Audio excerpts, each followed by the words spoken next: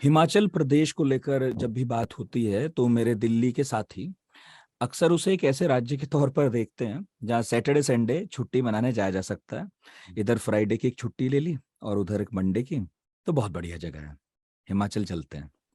और बहुत लोगों का आइडिया ऑफ एंजॉयमेंट अलग अलग है हिमाचल को लेकर। सेब, कभी कभी सेब भी याद आते हैं वादियों के बाद। तीर्थ स्थल भी हैं वहाँ पर बहुत सारे। और कुछ मेरे जैसे इतिहास के छात्र हैं तो वो हिमाचल प्रदेश को इस नज़र से भी देखते हैं कि वहाँ शिमला है।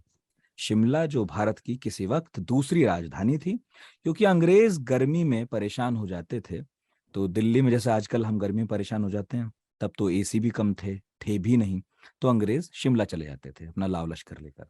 इनफैक्ट अंग्रेज नहीं, बल्कि उसके पहले के भी कई शासकों ने ये किया है कि वो शिमला में राजधानी के तौर पर उसका इस्तेमाल करते थे या अन्य ठंडी जगहों पर चले जाते थे। जैसे जितना मुझे भी याद आ रहा है, ये व्यवस्था जम्मू कश्मीर में भी थी, इस तरह की दूसरी राजधानी की। तो हिमाचल प्रदेश केवल इतना नहीं है, बल्कि हिमाचल प्रदेश जिसे हम आज देखते हैं वो राज्य 1971 में बना था। इसके पहले वो राज्य भी नहीं था। कभी किसी और सूबे के साथ तो कभी किसी और सूबे के साथ वो लगा हुआ था। तो आज हमारे साथ जो शख्स हैं वो हिमाचल प्रदेश का इतिहास, उसकी राजनीति, उससे जुड़े किस्से, कहानियां, बहुत कुछ जानते हैं। इनफैक्ट किस्सा गोई की उनकी शैली से मैं बहुत प्रभावित हुआ।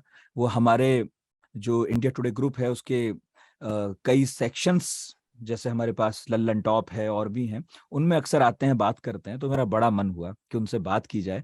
यूं भी हिमाचल प्रदेश में चुनाव हैं और पत्रकारों की जो गाड़ियां हैं सबने दौड़ लगानी शुरू कर दी है। तो हमने सोचा अच्छा मौका है हिमाचल के बारे में बात की जाए। कई पहलू हैं, उन्हें थोड़ा समझा जाए। तो प्रोफेसर शशिकांत शर्मा मेरे साथ हैं। आपका बहुत बहुत स्वागत है सर। धन्यवाद नितिन जी। और आप तो वहीं के रहने वाले भी हैं जी और बहुत वक्त से आप हिमाचल प्रदेश को कवर भी करते रहे।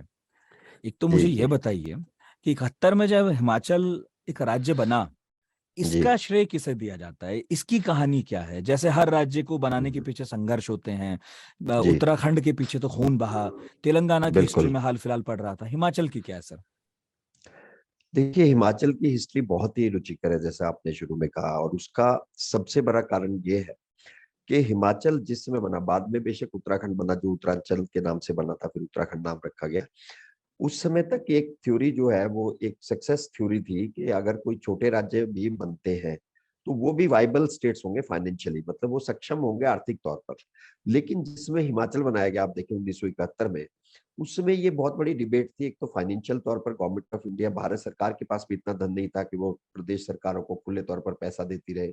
हम्म। तो ये बहुत बड़ा जो हर्डल थी या रुकावट थी हिमाचल जैसे राज्यों के गठन में, वो सबसे बड़ी यही थी कि ये राज्य अगर बन गए तो इनका रिसोर्स क्या होंगे, संसाधन क्या होंगे, हम्म। और क्या ये सक्षम हो पाएंगे, अपने पैरों पर खड़ा हो पाएंगे। और यहाँ रोजगार के साधन है, किसी सरकार को चलाना उस समय भी मतलब सैकड़ों करोड़ों का काम था, आज हजारों लाखों करोड़ लगते हैं किसी सरकार को चलाने पे। तो ये इसी सोच की वजह से हिमाचल के बनने का विरोध हो रहा था। और हम्म। ये विरोध दो तरह से था, एक एकेडमिक लेवल पे आप कह सकते हैं, राजनीतिक स्तर पे तो था ही, भावनात्मक स्तर पे लोगों की इच्छा थी। भावनात्मक तौर पर अगर आप देखिए, हर पहाड़ी आदमी चाहता है कि उसका अपना राज्य हो, पहाड़ों का एक अलग अस्तित्व रहे, और मैदानी इलाकों के लोगों के साथ वो उतना घुल मिलते नहीं है, आपने देखा होगा। हम्म। और कई कारण उसके रहते हैं, तो आम आदमी की इच्छा रहती है, जैसे हिमाचल के लोगों की इच्छा थी, भावनात्मक तौर पर थी कि उनको अपना राज्य मिले। लेकिन इस तरह की मांग रखना देश के सामने कि हमारे पास पैसा तो है नहीं, संसाधन तो है नहीं, हमारे पास कारखाने नहीं है, कुछ भी रिसोर्सेज नहीं है, हम एक ऐसी राज्य तो बनाना चाहते हैं लेकिन पैसा आप दीजिए, तो इस तरह की डिमांड उस समय लगती थी। तो बहुत लॉजिकल नहीं लगती थी, और इसी वजह से जब भी इस पर चर्चा शुरू होती थी तो इस बात को रिजेक्ट कर दिया जाता था, और कहा जाता था कि अगर आपको राज्य बना दिया गया तो राज्य के जो जिलों के खर्चे रहते हैं, राज्यों के जो सचिवालय के खर्चे रहते हैं, राज्यों के जो अपने खर्चे रहते हैं, वो खर्चे आप कहाँ से लाओगे। तो जब भी कभी इस पर बात चली, तो 1971 में अगर हम बात करें जिस समय ये राज्य बना, हम्म। इसका श्रेय अगर आप कहेंगे तो सच में, अगर आप कहें तो एक ही व्यक्तित्व को जाता है, वो व्यक्तित्व है इंदिरा गांधी।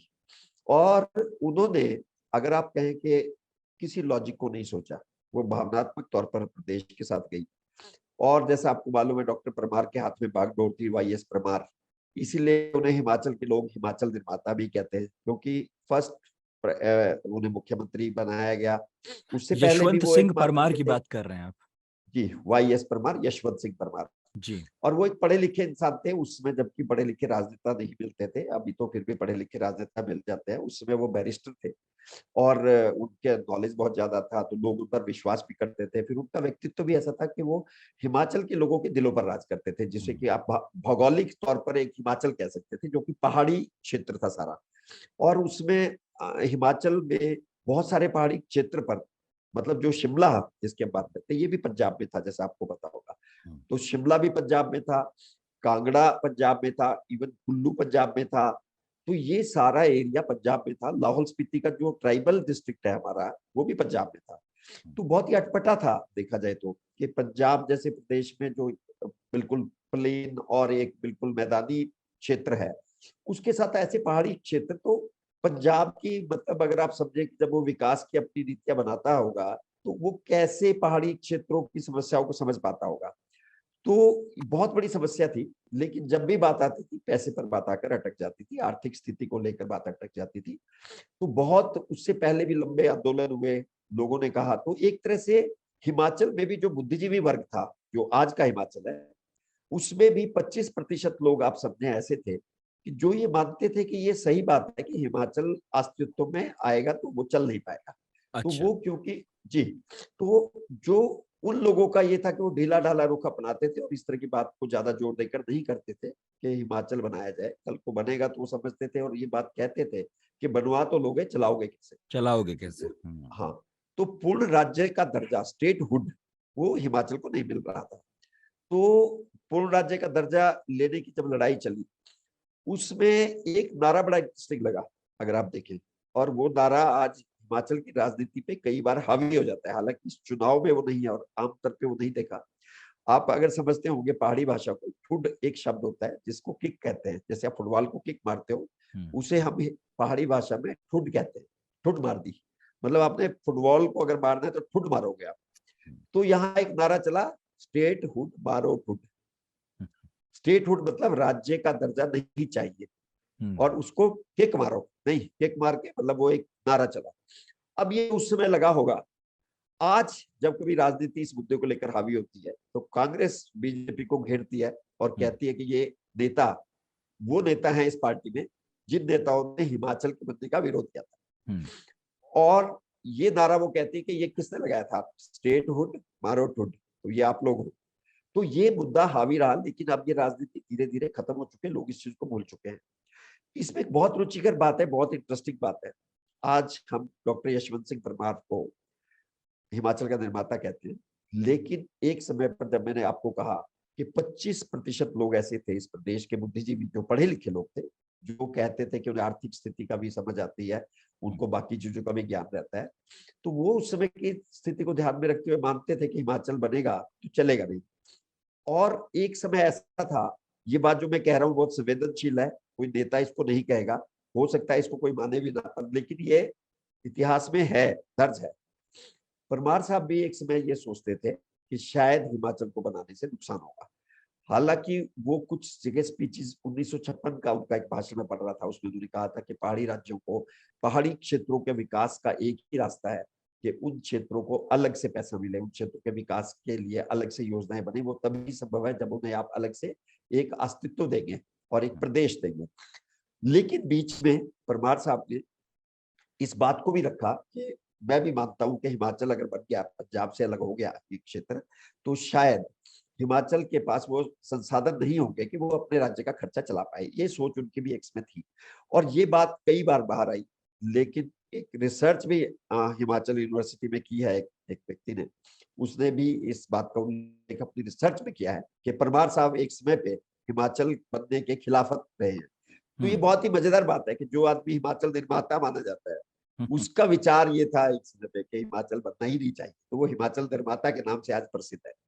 तो परमार साहब का व्यक्तित्व बहुत बढ़िया था और हिमाचल से जो लोग उस समय थे, जिनकी राष्ट्रीय स्तर पर बड़े नेताओं के साथ जान पहचान थी और जो बड़े नेताओं के साथ बातचीत कर सकते थे, वो हिमाचल में डॉक्टर परमार थे। और श्रीमती इंदिरा गांधी उसमें थी और उनके परिवार के साथ भी, और जो बाकी कांग्रेस के लोग थे, पढ़े लिखे लोग थे जो मैटर करते थे, उन सभी के साथ परमार जी का व्यक्तिगत संबंध थे। और परमार जी का व्यक्तित्व अगर आप देखें तो आपको वो गोल्फ खेलते हुए नजर आएंगे ओवरकोट में। और उनके बारे में कहा जाता था कि वो बैरिस्टर भी थे, जैसे डॉक्टर भी थे, और यूरोप का एक्सपोजर भी था। तो वो एक पहाड़ी राज्य के नेता तो थे, लेकिन स्टाइल ब्रिटिशर्स का था। जैसे शिमला पे आपने कहा कि ब्रिटिशर्स की राजधानी रही है, और आप पूरे शिमला में जब आएंगे, आप कभी आते हैं तो आप देखते हैं जो मॉल रोड है या रिज है, यहाँ पे कॉलोनियल जो अपनी वो है निशान है वो आज भी नजर आते आज हैं। भी कायम है, हाँ। और यहाँ के लोग, ज्यादातर लोग टाई पहन के रखेंगे, कोट पहन के रखेंगे। क्लर्क भी अगर आपको मिलेगा तो वो कोट और टाई पहन के आज भी माल रोड पे जाएगा। और अच्छा। एक समय तो था, हाँ, माल रोड पे ये कल्चर है कि आपको कोई भी ऐसा आदमी नहीं मिलेगा जो कि हम्म। बिना मुंह धोए या बिना तैयार हुए आया हो। हालांकि वो तो ये हम्म। कल्चर ये ब्रिटिशर्स के टाइप का है। तो परमार साहब इस कल्चर के आदमी थे। और उनका क्या था, एक रुतबा था, क्योंकि पढ़े लिखे थे। लेकिन क्योंकि इस क्षेत्र की सुनवाई नहीं थी, पहाड़ी स्टेट थी, छोटा सा राज्य बनना था, तो स्टेट हुड देने की बात जब भी आती थी तो कोई इतना बड़ा राजनीतिक दबाव इस क्षेत्र का नहीं था कि हम कोई आंदोलन, जैसे आपने उत्तराखंड की बात की, जब वहां पे आंदोलन हुआ। हिमाचल में आप देखिए कोई बहुत बड़ा आंदोलन नहीं हुआ, प्रजामंडल मूवमेंट चली, दूसरी मूवमेंट चली, पर कोई इतना बड़ा खून खराबा नहीं हुआ, अहिंसा हम्म। हिंसा नहीं हुई कि दबाव जिसकी बात ऐसा कर रहे कुछ हैं। नहीं रहा। तो इसके बावजूद ये राज्य बना 1971 में, तो उसका कारण बड़ा इंटरेस्टिंग है, मैं आपको बताऊं। हम्म। एक 3 सदस्यीय समिति बनी थी उसमें, केंद्र सरकार ने बनाई, जिस कहा गया कि आप एक बार देखो क्या हिमाचल बनाया जा सकता है। और इंदिरा गांधी जी खुद, पता नहीं क्यों, वो चाहती थी कि हिमाचल बन जाए। और उन्होंने कहा कि देख लो, अगर आप कुछ इसका रास्ता निकलता है तो निकालो, मतलब वो पॉजिटिव थी इस विषय को लेकर। लेकिन क्योंकि वो प्रधानमंत्री थी, उन्हें कई तरह की चीजों का ध्यान रखना पड़ता था, तो वो कुल मिलाकर अगर इस तरह का विचार आए कि बनाना ठीक नहीं है, तो वो नेचुरली उसी पर जाएगी। तो 3 सदस्यीय जो समिति थी जिसका गठन किया गया कि वो ये देखेगी कि हिमाचल बनना चाहिए कि नहीं, ये वाइबल स्टेट होगी या नहीं। आप हैरान हो गए, उस समिति के 2 सदस्य जो थे, हिमाचल बनने के खिलाफ रिपोर्ट उन्होंने दी। उन्होंने कहा कि ये बनना नहीं चाहिए, बन गया तो ये केंद्र पर निर्भर राज्य होगा, केंद्र सरकार की एक जिम्मेदारी हो जाएगी इस राज्य को चलाना। और हम्म। फिर कल को एक राज्य का गठन करने के बाद अगर उसे तोड़ा जाए, वो अच्छा राजनीतिक संदेश नहीं देगा, तो इसलिए इस बात को ना छेड़ा जाए। लेकिन उसके जो चेयरमैन थे, उनकी इच्छा ये थी कि ये बनाया जा सकता है राज्य, और बन भी सकता है। तो उन्होंने व्यक्तिगत तौर पर इंदिरा जी को ये कहा कि देखिए ऐसा नहीं, ये एक नया एक्सपेरिमेंट होगा, देश अभी आगे बढ़ रहा है, तो पहाड़ी राज्यों की अपनी समस्याएं हैं, अपनी वो है, और एक राज्य का स्वरूप तो दे ही रखा है, अगर पूर्ण राज्यत्व का दर्जा ही देना है, राज्य का दर्जा देना है, स्टेट वोट देनी है, हम दे सकते हैं। तो इंदिरा गांधी जी को वो बात थोड़ी समझ आई। बीच में आपको याद होगा कि इंदिरा गांधी के साथ एक कामराज हुए हैं, जो के कि साउथ कामराज। इंडियन थे, के जी। कामराज, हम्म। जिनकी काफी चर्चा रही है, राजनीति में काफी नाम रहा है। किसी ने एक बार कहा, ये बड़ा इंटरेस्टिंग किस्सा है, जो आपको शायद किसी किताब में तो शायद नहीं मिलेगा, लेकिन उस समय के जो लोग हैं हम्म। उनके परिवार के थ्रू मुझे ये पता चला कि कहा गया कि इंदिरा गांधी जी कामराज की बात मानती है। तो हम्म। अगर इंदिरा जी को कामराज जी को जाके कन्विंस कर दिया जाए कि हिमाचल बनाना बहुत जरूरी है, तो इंदिरा जी मान जाएंगी। फिर वो हम्म। इसमें कमेटी की बात भी नहीं मानेगी, कामराज जी की बात मानेगी। हम्म। तो तय किया गया कि कैसे कामराज जी को कन्विंस किया जाए। तो एक बहुत इन्फ्लुएंशियल लोग थे, कांगड़ा जो पंजाब में था, पहाड़ी क्षेत्र था, हम्म। वहां के लोग राजनीतिक तौर पर भी थोड़े ज्यादा आप कह सकते हैं कि जागरूक थे। तो वहां से 2-3 लोगों की, एक जैसे आप समझते हैं पुराने टाइम में सरपंच होते थे गांव में, या बुजुर्ग जी। लोग थे जिनकी थोड़ा सा इलाके में अच्छी पहचान थी, नेता भी उन्हीं के पास आते थे, ऐसे 3 लोगों का चयन किया गया, जिसमें सूद, हमारी जो एक कम्युनिटी है, जो व्यापारी कम्युनिटी मानी जाती है, उनका इन्फ्लुएंस बहुत ज्यादा था। तो एक सूद साहब थे, हम्म। जिनका बहुत बड़ा वो था, हम्म। रुतबा था। उनसे रिक्वेस्ट की गई कि सर, कामराज के पास चलना है तो आप एक बार दिल्ली जाने के लिए आप टाइम निकालें, तो जरूर जाना है। कुछ लोगों ने इसकी कवायद को अंजाम दिया, 3-4 लोगों का एक ग्रुप बनाया, और उसमें बड़े बुजुर्ग शामिल किए गए, जो कि जिनकी बात वजनदार थी, वजनदार तरीके से अपनी बात को रखना जानते थे। गलती कहाँ खा गए, बड़ी इंटरेस्टिंग बात है। वो लोग सारे दिल्ली गए, और दिल्ली जाना उसमें इतना आसान नहीं था, यहाँ से दिल्ली का सफर 2 दिन में पूरा होता था। वाकई। यहाँ से या तो लोग दिल्ली जाते थे या हरिद्वार जाते थे, 2 जगह जाते थे। तो हरिद्वार भी एक जगह रुकना पड़ता था। हम्म। हरियाणा में आजकल रायपुर नामी एक जगह, वहां रुकते थे, राजा भी वहां रुकते थे, इसलिए वो अलग स्टोरी कभी आपके साथ डिस्कस करेंगे। तो कामराज जी से मिलने के लिए एक प्रतिनिधि मंडल हिमाचल से दिल्ली गया, मतलब आज के हिमाचल से, कांगड़ा था, पंजाब में था। तो उनकी मीटिंग फिक्स हुई। बीच में परमार साहब ने कोशिश की कि किसी तरह से कामराज जी से मिले, कन्विंस करें। जब कामराज जी से मिले तो पता चला कि कामराज जी तो अंग्रेजी बोलते हैं और वो साउथ इंडियन है, और हिमाचल से जो लोग गए थे इनको इंग्लिश नहीं आती थी, ये हिंदी बोलते थे। तो वो स्थिति ऐसी पैदा हुई कि दिल्ली जाके ये समझ आया, अरे ये तो कभी सोचा ही नहीं कि कुछ ऐसे लोगों को डाला जाता जो इंग्लिश में कम्युनिकेट करते हैं उनको। और कामराज जी को हिंदी बिल्कुल नहीं आती थी, वो बिल्कुल थोड़ा बहुत हिंदी समझते थे। तो ये स्थिति विचित्र पैदा हुई। उनका तो और प्रधानमंत्री बनने का सपना ही इसलिए रह गया क्योंकि उन्हें हिंदी नहीं जी, आती थी। बिल्कुल बिल्कुल, आप बिल्कुल ठीक हो, हम्म, इसीलिए रह गया। तो कामराज जी से इनकी मुलाकात हुई, इन लोगों हम्म, ने कहा कि हम इशारों में बात समझाएंगे। हम्म। आप सोच सकते हो इस तरह की जो हिमाचल बनने की कहानी वहां से शुरू हुई कामराज जी। पर मजेदार बात आप इसमें इशारों में सबसे बात की फिर कामराज से? जी, वो अच्छा। उन्होंने गए क्योंकि अब दिल्ली पहुंचे हुए थे, दिल्ली जाना आसान नहीं था। और वो कामराज जी से कहा गया कि सर ये तो बड़ी गलती हो गई, आपके साथ ऐसे लोगों को ले आए हैं जिनको इंग्लिश नहीं आती है और साउथ इंडियन तो बिल्कुल नहीं जानते, तो आपको मिलवा रहे हैं, आप अपनी कोशिश करके देख लो। तो अब आप समझ सकते हो कि जब कामराज जी के पास वो गए होंगे, तो मुझे एक बड़े सीनियर आईएएस ऑफिसर है यहाँ जो कि इसके गवाह रहे हैं, आरसी शर्मा के, तो उन्होंने कहा कि जब सूद साहब और वो जो थे, उन्होंने कहा कि नहीं, कम से कम वो हमारी तकलीफ तो समझेंगे कि पहाड़ के लोग जब मैदानी इलाकों के लोगों की योजनाओं का शिकार हो रहे हैं वो कैसे।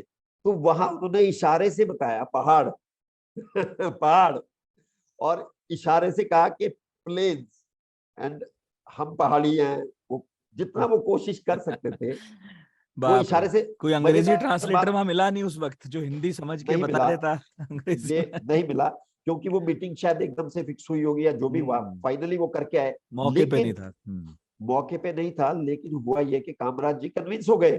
वाह।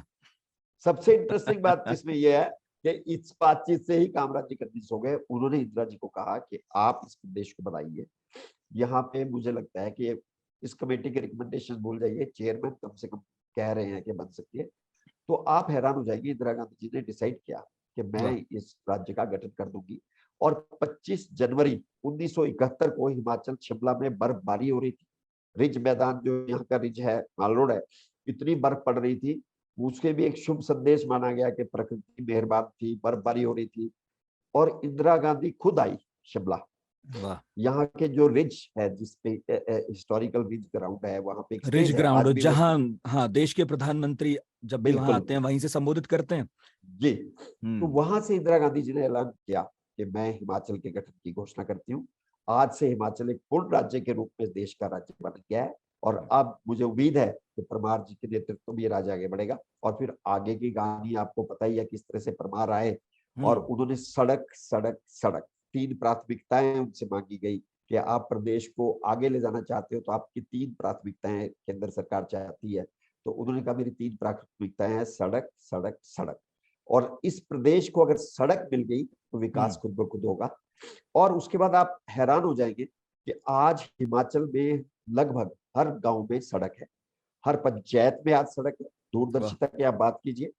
और बहुत कौन, सिर्फ वो गांव जो नए बस जाते हैं ना नितिन जी, जैसे अब घर 4 घर, अब तो लोगों को क्योंकि सुविधाएं हैं, टेलीफोन है, पहले कम्युनिकेशन की दिक्कत थी तो लोग दूर बसते नहीं थे। अब तो हम्म। आपके पास फोन है, मोबाइल है, तो सामने हम्म। वाली पहाड़ पे बस जाओगे तो भी आप सामने वाली पहाड़ पे बात करते रहो। बात हो तो जाएगी। लोग, अब ऐसे गांव में सड़क नहीं है जो नए बसे हैं। और ऐसे हम्म। भी इक्का दुक्का गांव मिलेंगे आपको। नहीं वो तो है। हिमाचल में 100% जगहों पर सड़क है और बिजली है, शत हाँ। प्रतिशत बिजलीकरण है। तो तो शशिकांत ये जी, परमार जी की। जी आपकी बात से मुझे याद आया कि जब वो सड़क वाली बात हुई तो जी उस वक्त तो लेकिन कोई सड़क बनाने के लिए हिमाचल जाने को राजी नहीं था। जी। फिर जुगाड़ और कैसे हुआ सड़क बनाने वालों का, कौन जी आया? जी जी, सबसे बड़ी दिक्कत क्या थी हिमाचल के, ना तो डॉक्टर्स थे ना हम्म। इंजीनियर थे। तो जैसा आपने कहा कि सड़क प्राथमिकता थी, स्वास्थ्य भी था, लेकिन स्वास्थ्य फिर भी जोड़ तोड़ करके चल रहा था काम। सड़क बन जाएगी तो फिर डॉक्टर भी तो पहुंच ही सब जाएंगे, कुछ अस्पताल भी आएगा। बन जाएंगे। हाँ। जी। तो हम्म। रुड़की यूनिवर्सिटी जो अब आईआईटी है, रुड़की हाँ। यूनिवर्सिटी उस हम्म। समय बहुत बड़ी यूनिवर्सिटी थी।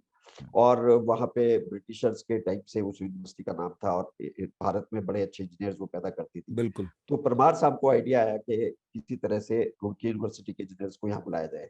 हम्म। अब रुड़की यूनिवर्सिटी के इंजीनियर्स को तो नौकरियों की कमी नहीं थी, वो भी ये वो दौर था जबकि नौकरियां इंजीनियर्स और डॉक्टर्स को तो घर बैठे मिलती थी। तो वो पहाड़ में क्यों आएंगे, और ऐसी जगह पे जहाँ सुख सुविधाएं नहीं है अभी, तो वो क्यों आएंगे। हाँ, तो परमार साहब तब ने, तो हिमाचल प्रदेश हाँ, कष्ट लगता था जाना अब कष्ट तो लगता मजा था। है जी। हाँ। जी।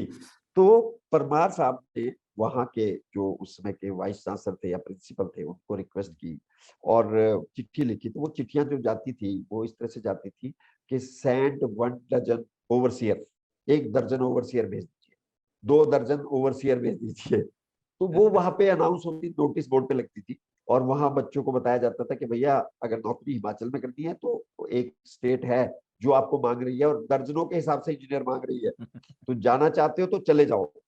तो क्या हुआ कि लोग आना नहीं चाहते थे, इक्का दुक्का लोग आते थे। तो परमार साहब ने फिर इसका भी तरीका निकाला। उन्होंने एक मोटिवेशनल और एक बड़ा ही जिसको कहते हैं कि बड़ा इमोशनल सा पत्र लिखा और उन्होंने कहा कि हिमाचल जैसे राज्य जो नए बने हैं उनको भी देश के साथ आगे बढ़ने में और उनको भी मदद की आवश्यकता है और हमारे इंजीनियर्स और डॉक्टर्स इनका फर्ज है कि वो रिमोट एरियाज में जाएं और वहां पे जाके अपनी नौकरियां करें। तो मेरा निवेदन है कि ऐसे नौजवान अगर आएंगे तो उसका फर्क पड़ेगा। और ये बात उन्होंने जवाहरलाल नेहरू जी से कही। कहीं पे पहले जब हिमाचल मतलब जब बना था उस समय जवाहरलाल नेहरू जी तो उसमें नहीं थे, पर पहले भी वो ये बात कभी नेहरू जी से कह चुके थे। तो नेहरू जी भी इस बात को मानते थे कि जब भी कोई नए देश की आजादी के बाद, तो उनके पास नेहरू जी की इस बारे में लिखी हुई 1-2 चिट्ठियां भी थी। तो उन्होंने उनका हवाला देते हुए उनकी यूनिवर्सिटी को लिखा कि प्रधानमंत्री जब नेहरू जी थे वो भी ये चाहते थे। तो रुड़की यूनिवर्सिटी की कभी कन्वोकेशन हुई होगी जिसमें कि नेहरू जी खुद आए थे, तो वहां का रिकॉर्ड वो मिला, उसको पढ़ा गया। तो उस कन्वोकेशन में नेहरू जी ने बात कही थी कि आज जरूरत देश को इंजीनियर्स की है, लेकिन सबसे ज्यादा जरूरत दिल्ली को नहीं है या बड़े शहरों को नहीं है, जरूरत है गाँव के उन छोटे छोटे जगहों पर लोगों को जहां पर ना सड़कें हैं ना आधुनिक सुख सुविधाएं हैं। तो उस चीज का हवाला देके परमार जी ने इस चीज को बड़े ही एक इमोशनल तरीके से वो किया और आप हैरान होंगे बहुत सारे लोगों ने हिमाचल अडॉप्ट किया और बहुत सारे नौजवान जैसे जज्बे के साथ हिमाचल आए। उसमें मेरे पिताजी भी थे, मैं नाम लेना चाहूंगा, श्री श्यामलाल अच्छा। शर्मा। वो रुड़की यूनिवर्सिटी में पढ़ते थे। उनकी बताई हुई ये बात है कि मैं सिर्फ इसलिए हिमाचल में नौकरी करने आया कि देश में देखो अब किस तरह के लोग उसमें थे कि मोटिवेशनल चीजों से। और जब वो आए, परमार साहब ने उन लोगों को सबसे पहले सिरमौर में और जहां जहां सड़कें नहीं थी उन जिलों में भेजा। और फिर वो परमार साहब खुद रिव्यू करते थे सड़क का। वो जेई और एसडीओ और जो छोटे ऑफिसर्स थे उनके साथ बैठ के सड़क निर्माण की पूरी जानकारी लेते थे। अगर उन्हें पता लगा कि 6 महीने में सड़क बनेगी तो वो कहते थे अरे 6 छोड़ दो, 3 महीने में बना दो, लोगों का भला होगा, टारगेट देखते थे।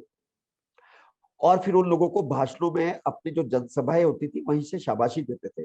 तो परमार साहब के टाइम में एक और अच्छी बात ये हुई कि लोगों ने पहली बार, जैसे आप कह सकते हो कि बहुत सारे लोगों ने रेल नहीं देखी होगी पहाड़ी लोगों ने, क्योंकि रेल चलती नहीं सब जगह। तो अगर रेल देखना कैसा होगा, उस समय लोगों ने बस तो छोड़ दीजिए, जीप नहीं देखी थी, बसें तो बड़ी कम चलती थी। तो परमार साहब जब किसी सड़क का उद्घाटन करते थे तो जीप लेके जाते थे। वो उस समय पुरानी जीप थी वो। तो लोग जीप को देखने के लिए दूर दूर से आते थे और एक फेस्टिवल होता था वो जब वो जीप देखते थे पहली बार जिंदगी में। और बहुत से लोग समझते थे कि ये देवता है जो इसमें जान है, क्योंकि ये चल के आई है, स्टार्ट होके आई है, चल के आई है। तो लोग बीट चढ़ाते थे जीप के ऊपर, पूजा करते थे, धूप बत्ती करते थे कि ये जीप आई है। एक वो दौर था जो परमार साहब ने शुरू किया। और फिर वही बात हुई जब सड़कें बनी, विकास की हवा बही, विकास आया। और उसके बाद फिर धीरे धीरे सड़कों का ऐसा जाल हिमाचल में बिछा कि लोगों तक सड़कें पहुंची, लोगों को एक्सपोजर हुआ, बसें चलने लगी और बहुत तेजी से हिमाचल ने तरक्की की। और आज एक मॉडल स्टेट है पूरे देश में हिमाचल, अगर आप देखें पहाड़ी जी। राज्यों के विकास का। और इसी के आधार पर उत्तराखंड को उत्तराखंड मिल गया। जब हिमाचल का जिक्र किया तो इसी का हवाला वो एक देके आधार उत्तराखंड बन को। गया कि भाई जी पहाड़ी लोग हैं हम, हमारी समस्याएं मैदानी लोगों से थोड़ी अलग हैं, तो उसे हम जी एड्रेस कर जी पाएंगे यदि आप हमें खुद एक राज्य हमें चलाने के लिए दे दें। हाँ। तो बिल्कुल सन 77 तक यशवंत सिंह परमार चीफ मिनिस्टर बिल्कुल बने रहे। बिल्कुल। फिर ठाकुर रामलाल का वक्त शुरू होता है। वो भी जी अपने जी ढंग के अलग ही नेता थे। ये बिल्कुल। क्या कहानी है कि फिर ठाकुर रामलाल आए और यशवंत सिंह परमार ने थोड़ा मजबूर होकर उनको सत्ता सौंपी थी, खुशी खुशी बिल्कुल तो नहीं सौंपी थी, जबकि दोनों एक ही पार्टी के थे। बिल्कुल। वो एक समय एक दौर ऐसा आया कि केंद्रीय नेतृत्व को लगा कि परमार साहब का वक्त चला गया और परमार साहब के बाद ठाकुर रामलाल एक प्रभावी नेता के तौर पर उभरे। और वो इतने प्रभावी थे, मैं आपको बताऊं, जुब्बल कोटखाई उनका क्षेत्र है। जिस क्षेत्र से वो आए वो लगातार 8 बार वहां से विधायक बने। और वीरभद्र सिंह जब एक समय वो जनता दल में चले गए थे, वीरभद्र सिंह ने उनको चुनौती दी, क्योंकि दोनों बड़े पॉपुलर नेता थे। वीरभद्र सिंह ने कहा, एक बार इन दोनों नेताओं के बीच में मुकाबला हुआ और वीरभद्र सिंह वहां से चुनाव हारे।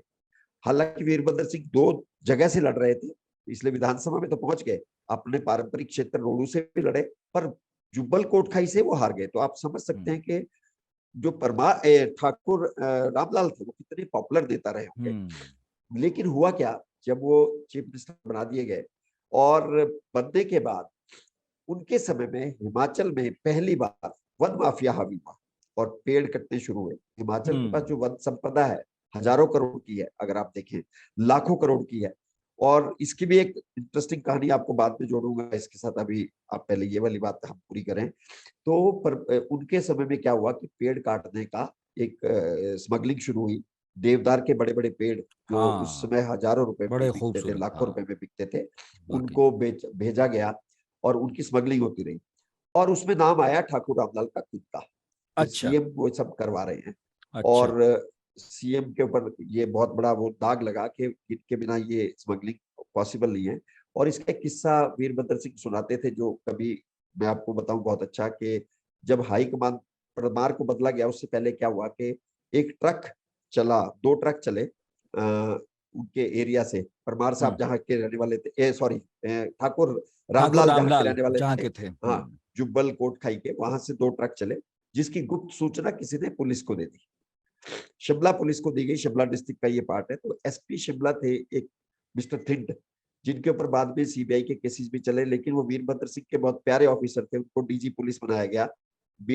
इसके बावजूद कि उनके ऊपर सीबीआई उनके पीछे पड़ी हुई थी, फ्रॉड और धोखाधड़ी के उनके ऊपर केस थे। तो वीरभद्र सिंह जी से एक बार मैंने खुद पूछा था कि आप थिंड साहब को इतना पसंद क्यों करते हो, तब उन्होंने मुझे ये किस्सा सुनाया था। उन्होंने कहा था कि थिंड साहब को सब लोग कहते हैं कि ये बेईमान आदमी है और हम्म ये आदमी सीबीआई के केसेस हैं, लेकिन मैं जानता हूं इस आदमी का कंट्रीब्यूशन क्या है। कि जब यहाँ पे प्रदेश में कांग्रेस की सरकार थी और वन काटू जो थे, वन काटू बोलते थे वो, वन काटुओं ने काटू। जब तबाही मचा रखी थी, तो एक बार ये सूचना आई कि 2 ट्रक चले कोटखाई से, जिनमें स्लीपर भरे हुए हैं काट के, अवैध तौर पे स्मगलिंग के लिए चल रहे हैं। तो ये एसपी शिमला हुआ करते थे थिंड साहब। तो इन्हें जब सूचना मिली तो किसी ने कहा कि एसपी साहब छोड़ दीजिए, सीएम साहब के ट्रक है। तो इन्होंने कहा कि सीएम साहब के ट्रक है, फिर तो मैं पक्का पकड़ूंगा। तो ठाकुर रामलाल सीएम थे, हम्म तो इन्होंने अपने एक एसएचओ की ड्यूटी लगाई कि ये 2 नंबर के ट्रक जब शिमला में एंटर करेंगे, आप इनको बॉन्ड की पकड़ लीजिए और इनको अरेस्ट कीजिए जो भी है। अब वो क्या हुआ कि सूचना मिल गई ट्रक वालों को भी, क्योंकि पूरा एक नेक्सस था, नेटवर्क था।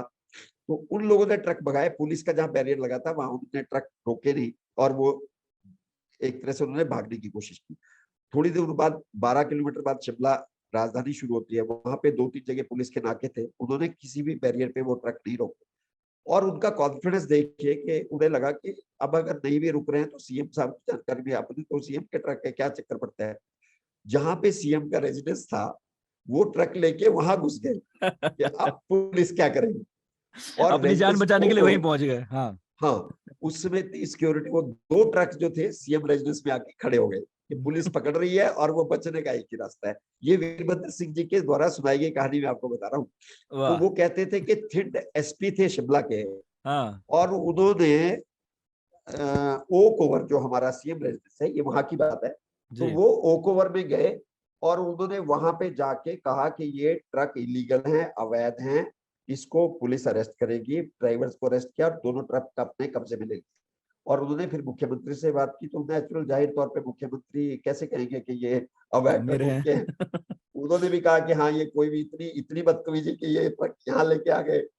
पर ये बात क्योंकि बात दब तो गई, लेकिन ये क्योंकि बात ऐसी थी कि ये दिल्ली तक पहुंची, हम्म और दिल्ली में हाईकमान तक कहा गया कि ये क्या हो रहा है हिमाचल में। हम्म तो वीरभद्र सिंह नेचुरली, अब कहते तो नहीं है पर वो कहते हैं कि मुझे उसमें ड्यूटी लगाई गई कि अब आप हिमाचल संभालिए। हो सकता है हम्म लॉबिंग कर रहे हो कि मुझे भेजा जाए। और ये एक बहुत बिल्कुल। बड़ा इंसिडेंट हुआ, जो इंसिडेंट ऐसा था कि जिसको कांग्रेस चाहती थी कि दब जाए, लेकिन साथ ही उन्होंने मुख्यमंत्री को बदल दिया।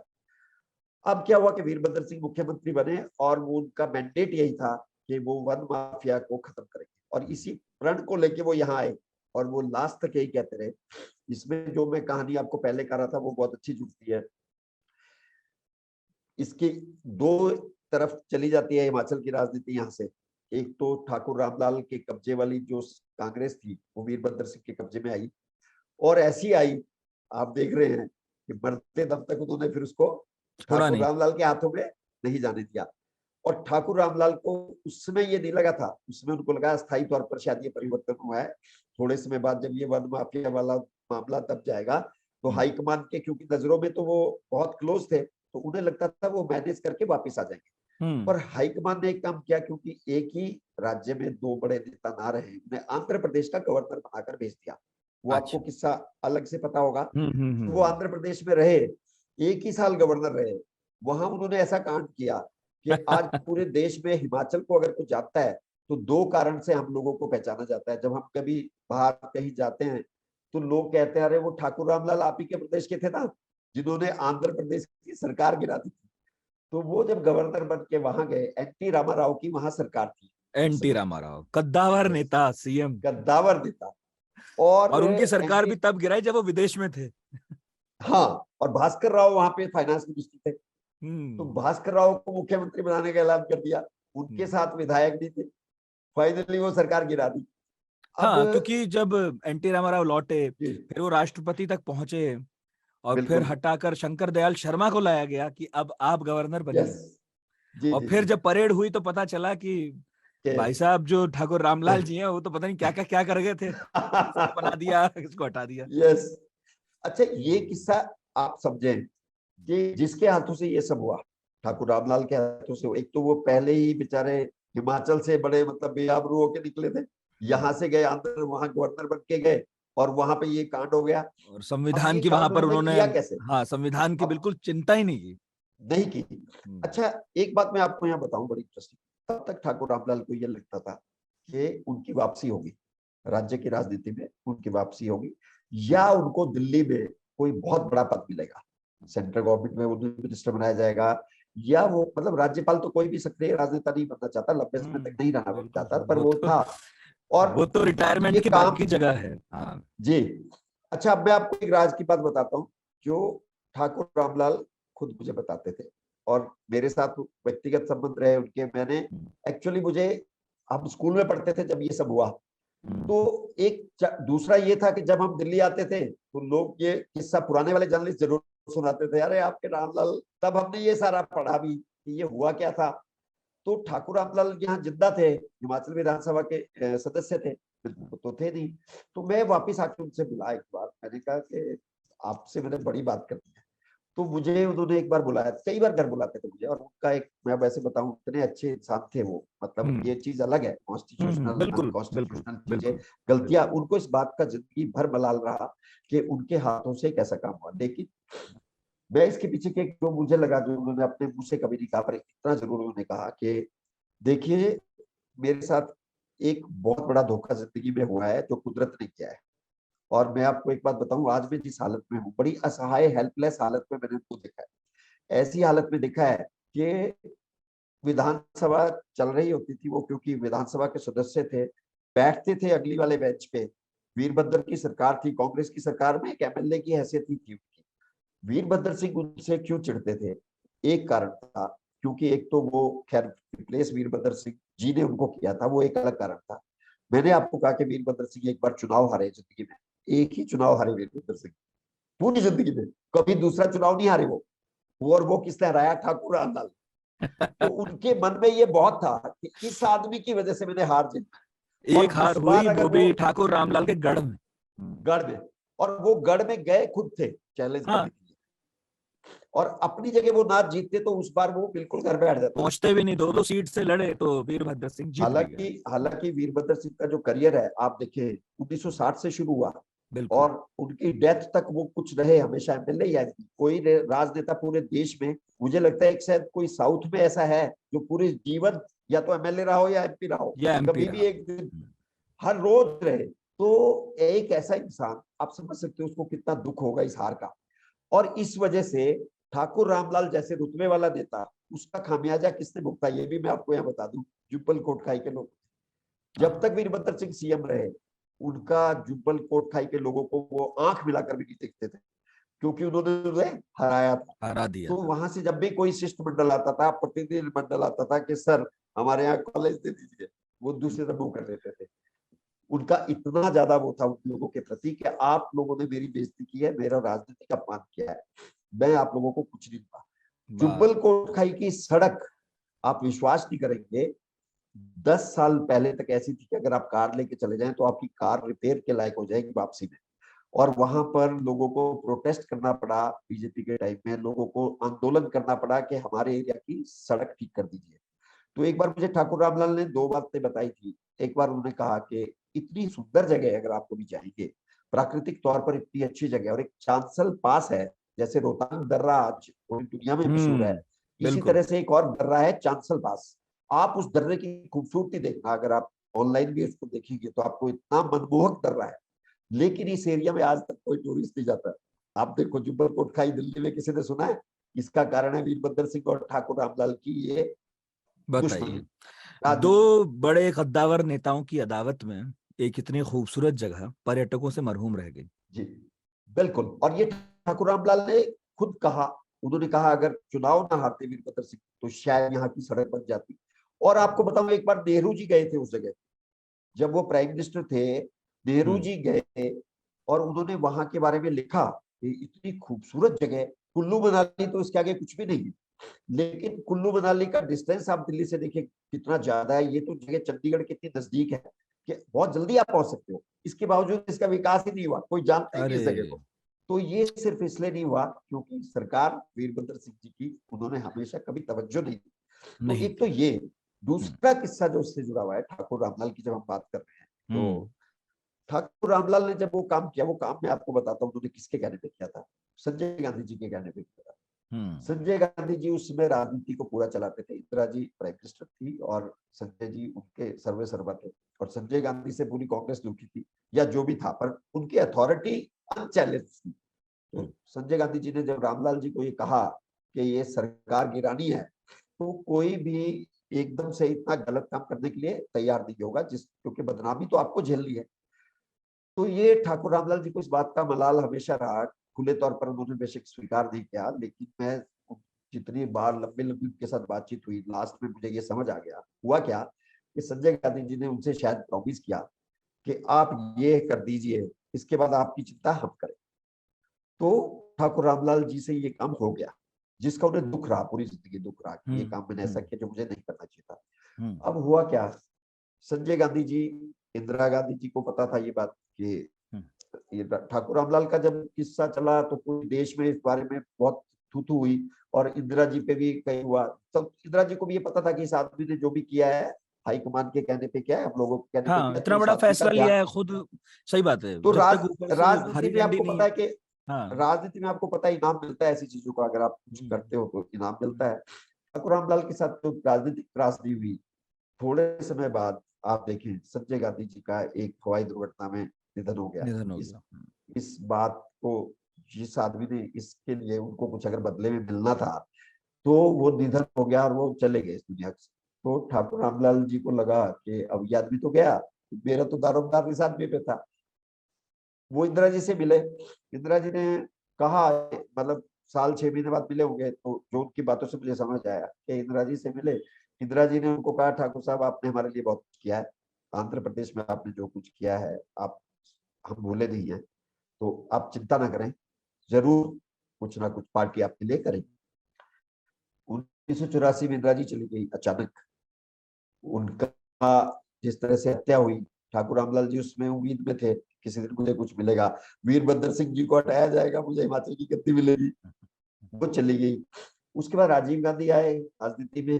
राजीव गांधी के साथ इनका बहुत ज्यादा परिचय नहीं था, हम्म। लेकिन राजीव गांधी को इस चीज की थोड़ी सी जानकारी थी, और वो ज्यादा हम्म। राजनीति में रुचि रखते नहीं थे। हम्म। लेकिन ये एक दो बार जब इनकी बहुत ज्यादा सौतेला व्यवहार इनके साथ हुआ प्रदेश में, इतना ज्यादा इनके साथ ऐसा व्यवहार होता था, अपमानजनक व्यवहार कई बार हुआ, तो बहुत खबरें छपती थी अखबारों में कि ठाकुर रामलाल बिल्कुल साइड लाइन है, इतने पुराने नेता हैं। एक हम्म। बार इनके मुंह पे गोबर मल दिया कुछ कांग्रेस के लोगों ने। एक बार ऐसा भी अच्छा। हुआ कि आनंद शर्मा ठाकुर रामलाल वीरभद्र सिंह को जब सीएम नहीं बना रहे थे, तो कुछ उनके समर्थक थे जिन्होंने इतनी बड़ी बात, तो इस तरह की जलालत इन्होंने बहुत झेली।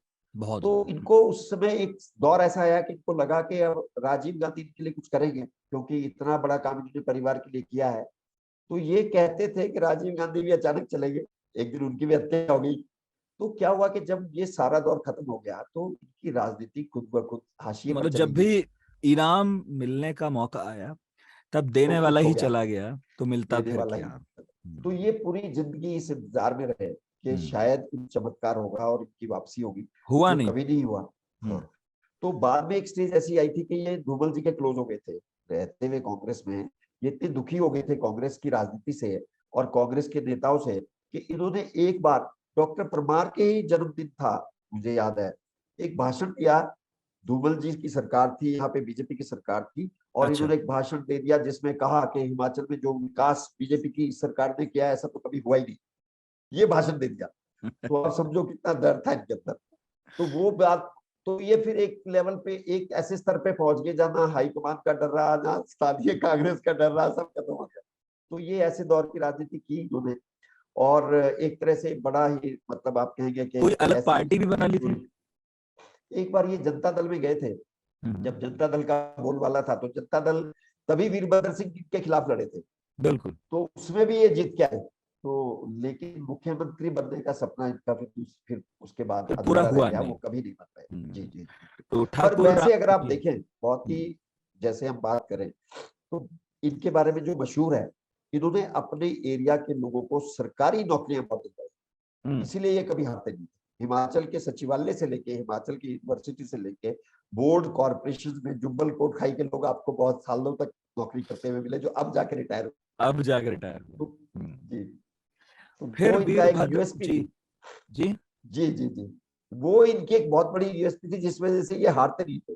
हर घर में रोजगार जो है ना, वो इनके यहाँ से आया। और शिमला, क्योंकि डिस्ट्रिक्ट शिमला था, तो हिमाचल का एक तरह से इस हिस्से के लोगों को ज्यादा फायदा हुआ। तो कई चीजें उन्होंने की जो इस एरिया के लोगों को, ये लोग इनको याद करते हैं। तो बहुत बड़ा रुतबा था। लेकिन बाद में तो बहुत ही असहाय हालत में मैंने भी इनको देखा है।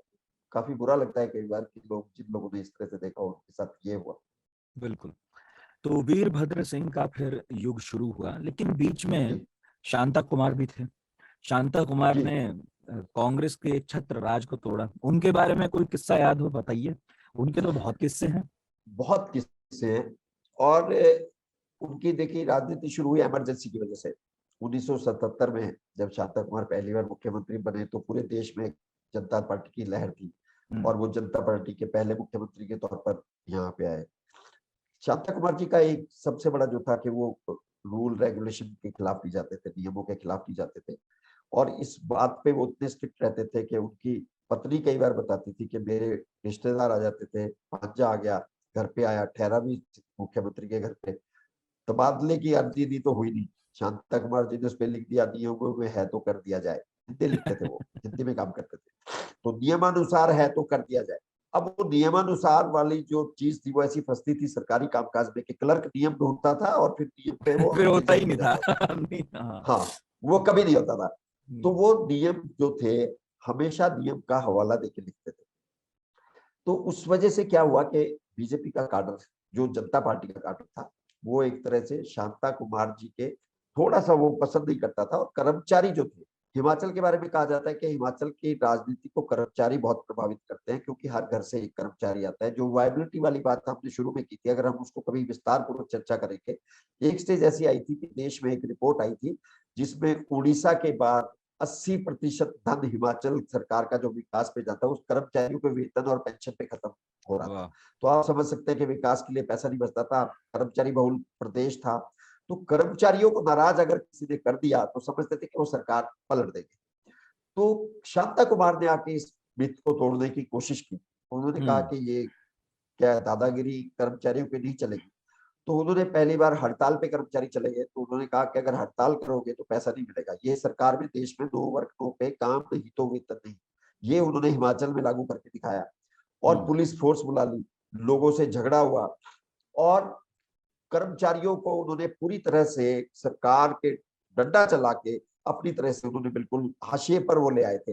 लेकिन अच्छा। उसी दौरान जैसा कि आप देखते हैं कि उनकी सरकार गिर गई थी बहुमत ना होने की वजह से। तो वो सरकार गिर गई, 2.5 साल का काम, वो दोनों बार 2.5 साल का ही वो काम कर पाए।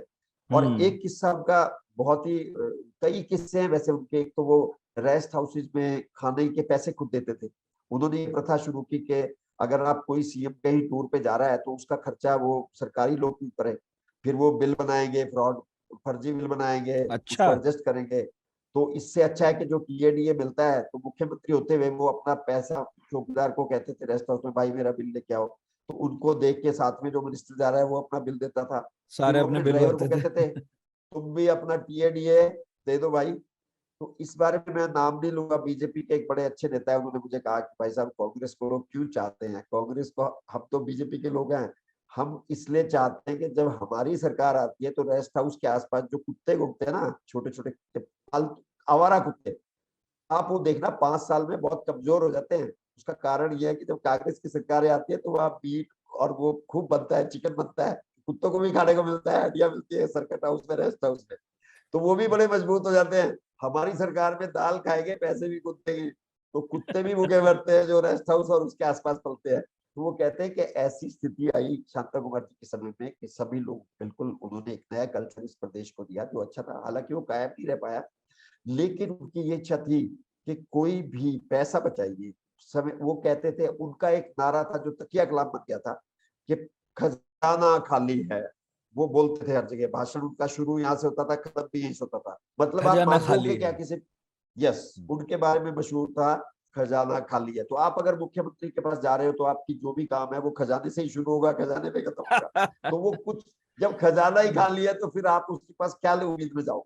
तो इसी वजह से हम्म। वीरभद्र सिंह ने इस चीज को समझा कि शांता कुमार राजनीतिक गलती कर रहे हैं, लोगों को आप अगर ये दिखाओगे कि खजाना खाली है तो इसके लिए आपको वोट नहीं मिलेगी, आपको लोगों को ये दिखाना पड़ेगा कि खजाने का इंतजाम हम करेंगे, आप सत्ता में हम्म। लेके आओ। तो ये नारा देके वो वापिस आए। हम्म। और शांता कुमार जब तक रहे, उनके 2-3 एजेंडा थे बहुत अच्छे। एक तो वो गरीबों के लिए उन्होंने कई तरह की योजनाएं चलाई, अंत्योदय योजना जो देश में अंत्योदय लागू हुई योजना उसकी जो भी, बाद में देश में लागू उस, हो गई।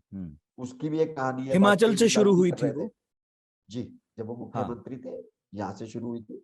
इसके अलावा उनका एक एजेंडा था बहुत अच्छा, हिंदी को लागू करने का, क्योंकि वो चाहते थे कि इस प्रदेश में, हिंदी भाषी प्रदेश है, अंग्रेजी हम्म। भाषा की दास्तां से इसको मुक्ति दिलाई जाए। खुद बड़े अच्छे साहित्यकार थे, उनकी पत्नी बड़ी अच्छी साहित्यकार थी, और वो साहित्यकार हैं शांता कुमार जी, तो उनकी पत्नी का भी निधन हुआ, तो वो बड़ी अच्छी किताबें उन्होंने लिखी। तो धर्मयुग छपता था उसमें, बाकी जो बड़ी बड़ी हिंदी की अच्छी अच्छी जो पत्रिकाएं थी उनमें उनकी कहानियां छपा करती थी। हम्म। तो शांता कुमार जी को देश के साहित्यकार भी बहुत मानते थे हिंदी के। तो शांता कुमार जी ने एक वादा कर दिया था जब वो मुख्यमंत्री थे कि प्रदेश में हिंदी को लागू करेंगे। तो ये की बड़ी इंटरेस्टिंग कहानी है उनकी, कि उनका डिटर्मिनेशन बहुत जबरदस्त था। तो वो जब प्रदेश के मुख्यमंत्री बने तो उन्होंने चीफ सेक्रेटरी को बुलाया, वो सिक्किम से थे, टोचवांग उनका नाम था, और नॉर्थ ईस्ट के रहने वाले थे। उन्होंने कहा कि हम हिंदी को लागू करना चाहते हैं प्रदेश में, तो आप बताइए कैसे होगी, कैसे होगी, रूपरेखा कह रहे। तो टोचवांग साहब ने कहा कि सर हिंदी कैसे लागू होगी, ये तो बहुत मुश्किल काम आपने कहा है, पैसा खजाना खाली है, आप खुद कहते हो, पैसा आपके पास है नहीं, 50 करोड़ का खर्च है उस समय की बात, कितना 50-60 करोड़ एक अच्छा अमाउंट होगा। इनिशियल उसने कहा कि शुरुआती तौर पे आपको 50-60 करोड़ का बजट चाहिए, जो कि हम्म। सारे टाइपराइटर हैं अंग्रेजी के, तो आप इंग्लिश के टाइपराइटर्स को आप बदलोगे तो ये रिप्लेस पैसा इतना करोगे तो उसमें हिंदी के लगेगा। टाइपराइटर्स से। हाँ। हाँ, तो पहले तो ये खरीदो, ऊपर से उसके बाद ट्रेनिंग दो हिंदी टाइप की, तो वो सारा मिलाप लोगे, ये तो बहुत लंबा 5 साल आपके हिंदी सिखाने में लग जाएंगे पूरे, और कोई काम नहीं आप कर पाओगे, तो आप इस एजेंडा को छोड़ो। तो जैसे आम राजनेता की जो हालत रहती है जब ब्यूरोक्रेट आके समझाता है, यस मिनिस्टर जैसा आपने देखा होगा, तो वो स्थिति उन्होंने खुद कहा कि मुझे लगा कि ये ठीक कह रहा है, और उसके बाद वो उन्होंने छोड़ दिया थोड़े दिन। फिर उनको साहित्यकार कहते थे, शांता जी वो क्या हुआ, हिंदी कहाँ गई, आप तो कह रहे थे हिंदी आएगी, आपके प्रदेश में नहीं आई, कहाँ आएगी। तो शांता जी को कचोटती थी ये बात, और लोग भी हम्म। उनसे मजे लेते थे। तो उन्होंने एक बार अपनी पत्नी से जिक्र किया कि मुझे ये चीज बहुत खाती है कि मैं एक प्रदेश की जनता के साथ एक वादा करके आया था, और वो भी सिंपल वादा, कोई बहुत बड़ा वादा नहीं किया कि चांद लेके आएंगे, सिर्फ उनकी भाषा है, उस भाषा में कामकाज होगा, ये कहा था, और वो ही नहीं कर पा रहा हूं मैं। और मुझे बड़ा इनजस्टिस लगता है, ये अन्याय लगता है कि आम आदमी को ये नहीं पता चलता जब किसी सरकारी दफ्तर में जाता है कि वो चिट्ठी लिख रहा है इंग्लिश में, क्लर्क उसको फाइल दिखाता है वो अंग्रेजी में है, तो इंग्लिश उसको आती नहीं है, तो ये दिक्कत बहुत ज्यादा है। पीडीओ के पास भी थी तो हिंदी चलानी है। तो उनकी वाइफ ने कहा कि शांता जी आप मुख्यमंत्री हो, आप इलेक्टेड हो, आप निर्वाचित हो, इतना ही आपके मन में इस बात का मलाल है, आप कर दीजिए लागू।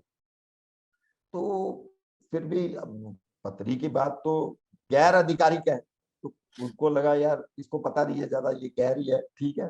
वो आए, पर वो बात उनके मन में कहीं बैठ गई। दौलत राम चौहान एक मिनिस्टर अच्छा। होते थे, जो बड़े अच्छे मंत्री रहे हिमाचल के, आज भी उनका नाम लेते हैं। अगर आप शिमला में आएंगे तो जहां से इंदिरा गांधी जी ने हिमाचल को बनाने की घोषणा की थी रीच पे, वही आप एक देखेंगे दौलत राम कॉम्प्लेक्स, एक बड़ा मल्टीपल कॉम्प्लेक्स है, हिमाचल सरकार का बनाया हुआ, उसी के नाम जी। पे है। प्रेस क्लब हमारा उसमें है, आप आएंगे हम्म। तो दौलत राम इसी में प्रेस अच्छा, क्लब भी है शिमला वहाँ का। है। तो और ये जिससे मुझे याद रिच आया, है। एक ऐसे में बीच में बोल रहा हूँ कि मेरा ख्याल है शांता कुमार पहले मुख्यमंत्री थे जिन्होंने रिज मैदान में रैली को संबोधित किया, और इसका विरोध भी झेलना पड़ा, क्योंकि ये कहा जाता है कि बिल्कुल केवल प्रधानमंत्री आएगा तो यहाँ से संबोधित करेगा, मुख्यमंत्री नहीं। उन्होंने शपथ भी वहीं से ली। बिल्कुल। तो उन्होंने कहा ये जनता चाहती है राजभवन की सीमाएं जो हैं उसको लांघ के बाहर से शपथ लेगी। उनके डायलॉग बड़े मशहूर हैं। उनके बारे में पढ़ा, वो क्योंकि साहित्यकार थे, वीरभद्र सिंह हंसते थे कि एक बार वो हार गए। एक बार क्या, वो हारे, जब चुनाव लड़े तो हारे, तो वीरभद्र जीते। तो कहते उनसे दूरदर्शन ने पूछा कि शांता जी हार हुई है आपकी, क्या क्या कहेंगे इस बारे में, और सीट्स भी बड़ी कम आई थी, बहुत कम सीट्स आई। तो वो कहते, तो वीरभद्र जी हंसते थे, यार शांता जी तब भी नहीं माने, कहते हारे हैं तो शान से हारे हैं। कहते कौन सी शान थी इस हार में, ये तो बता दो। तो वो उनका एक बस स्टाइल था, डायलॉग तो उसी स्टाइल डायलॉग से। देना था। हाँ हाँ, तो उन्होंने कहा हारे हैं तो क्या हुआ, शान से हारे। अब वो शांत कहाँ है ये तो बताओ। तो शांता जी के बारे में बहुत लोग कई तरह, तो ये मैं जो कहानी आपको सुना रहा हूँ ये भी बड़ी रुचिकर है इसका। तो जब उन्होंने कहा कि मुझे टाइपराइटर, तो उन्होंने दौलत राम चौहान जी से इसकी बात की। तो दौलत राम चौहान जी ने कहा कि आपकी पत्नी ठीक कह रही, वो बिल्कुल ठीक कह रही है, आप निर्वाचित मुख्यमंत्री है, आप इस काम को करना चाहते हैं तो आप चीफ सेक्रेटरी से क्यों पूछ रहे हैं, मुख्य सचिव का अपना काम है, आप अनाउंस कर दीजिए। तो शांता जी ने कहा कि कहीं ऐसा ना हो कि एम्बेरसमेंट हो, बाद में पता चला हुआ ही कुछ नहीं। उन्होंने कहा कि जब आप दृढ़ निश्चय से करेंगे, डिटर्मिनेशन से करेंगे तो हो जाएगा।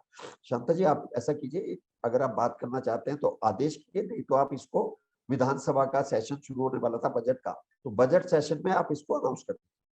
तो शांता जी खुद इस बात को बताते हैं कि मैंने ये पक्का किया अपना मन कि अब इससे बात नहीं करूंगा मुख्य सचिव से, मैं इस बारे में अब मैं सीधी अनाउंसमेंट करूंगा। और वो बजट भाषण उनका बड़ा हिस्टोरिकल है, जिसमें उन्होंने ये शुरू किया। पहले पूरा सरकारी जो बजट भाषण होता है मुख्यमंत्री तैयार करवाते हैं, योजना विभाग तैयार करता है, जीएडी तैयार करता है, वो पूरा बजट भाषण पूरा पढ़ा। पढ़ने के बाद उन्होंने कहा कि अब मैं एक और महत्वपूर्ण घोषणा आज विधानसभा में करना चाहता हूं, जो प्रदेश के लोगों की बहुत पुरानी डिमांड है। मुख्य सचिव ऑफिसर गैलरी में बैठे थे, बाकी ऑफिसर भी बैठे थे, मिनिस्टर बैठे थे, किसी को पता नहीं था, सिर्फ दौलत राम चौहान को पता था कि आज क्या अनाउंसमेंट होने वाली। तो शांता जी ने कहा कि आज से पूरे प्रदेश में अभी इसी समय से हिंदी लागू कर रहा हूं, सारे कार्यालयों में अभी विद इमीडिएट इफेक्ट हिंदी को लागू कर दिया गया है, और अंग्रेजी के बाद अंग्रेजी को धीरे धीरे चरणबद्ध ढंग से रिप्लेस करेंगे। पर आज कोई भी व्यक्ति अगर हिंदी में हमें लिख के देगा या हिंदी में कोई काम करेगा, मेरी इंस्ट्रक्शन है कि कोई भी क्लर्क, कोई भी ऑफिसर आज के बाद अंग्रेजी नहीं लिखेगा, धीरे धीरे हिंदी में काम काज शुरू करेगा। और ये अनाउंसमेंट विधानसभा के पटल से उन्होंने कर दी। हम्म। शांता जी ने के खुद इस बात को जब सुनाते हैं तो वो कहते हैं कि मैंने टेढ़ी नजरों से मुख्य सचिव की तरफ प्रेस ऑफिसर गैलरी में देखा, तो वो मुझे स्टेयर कर रहा था, ऐसे देख रहा था जैसे मैंने बहुत बड़ा क्राइम कर दिया और ऐसा कुछ कह दिया, बिल्कुल बहुत गलत बात मैंने विधानसभा में कही हो।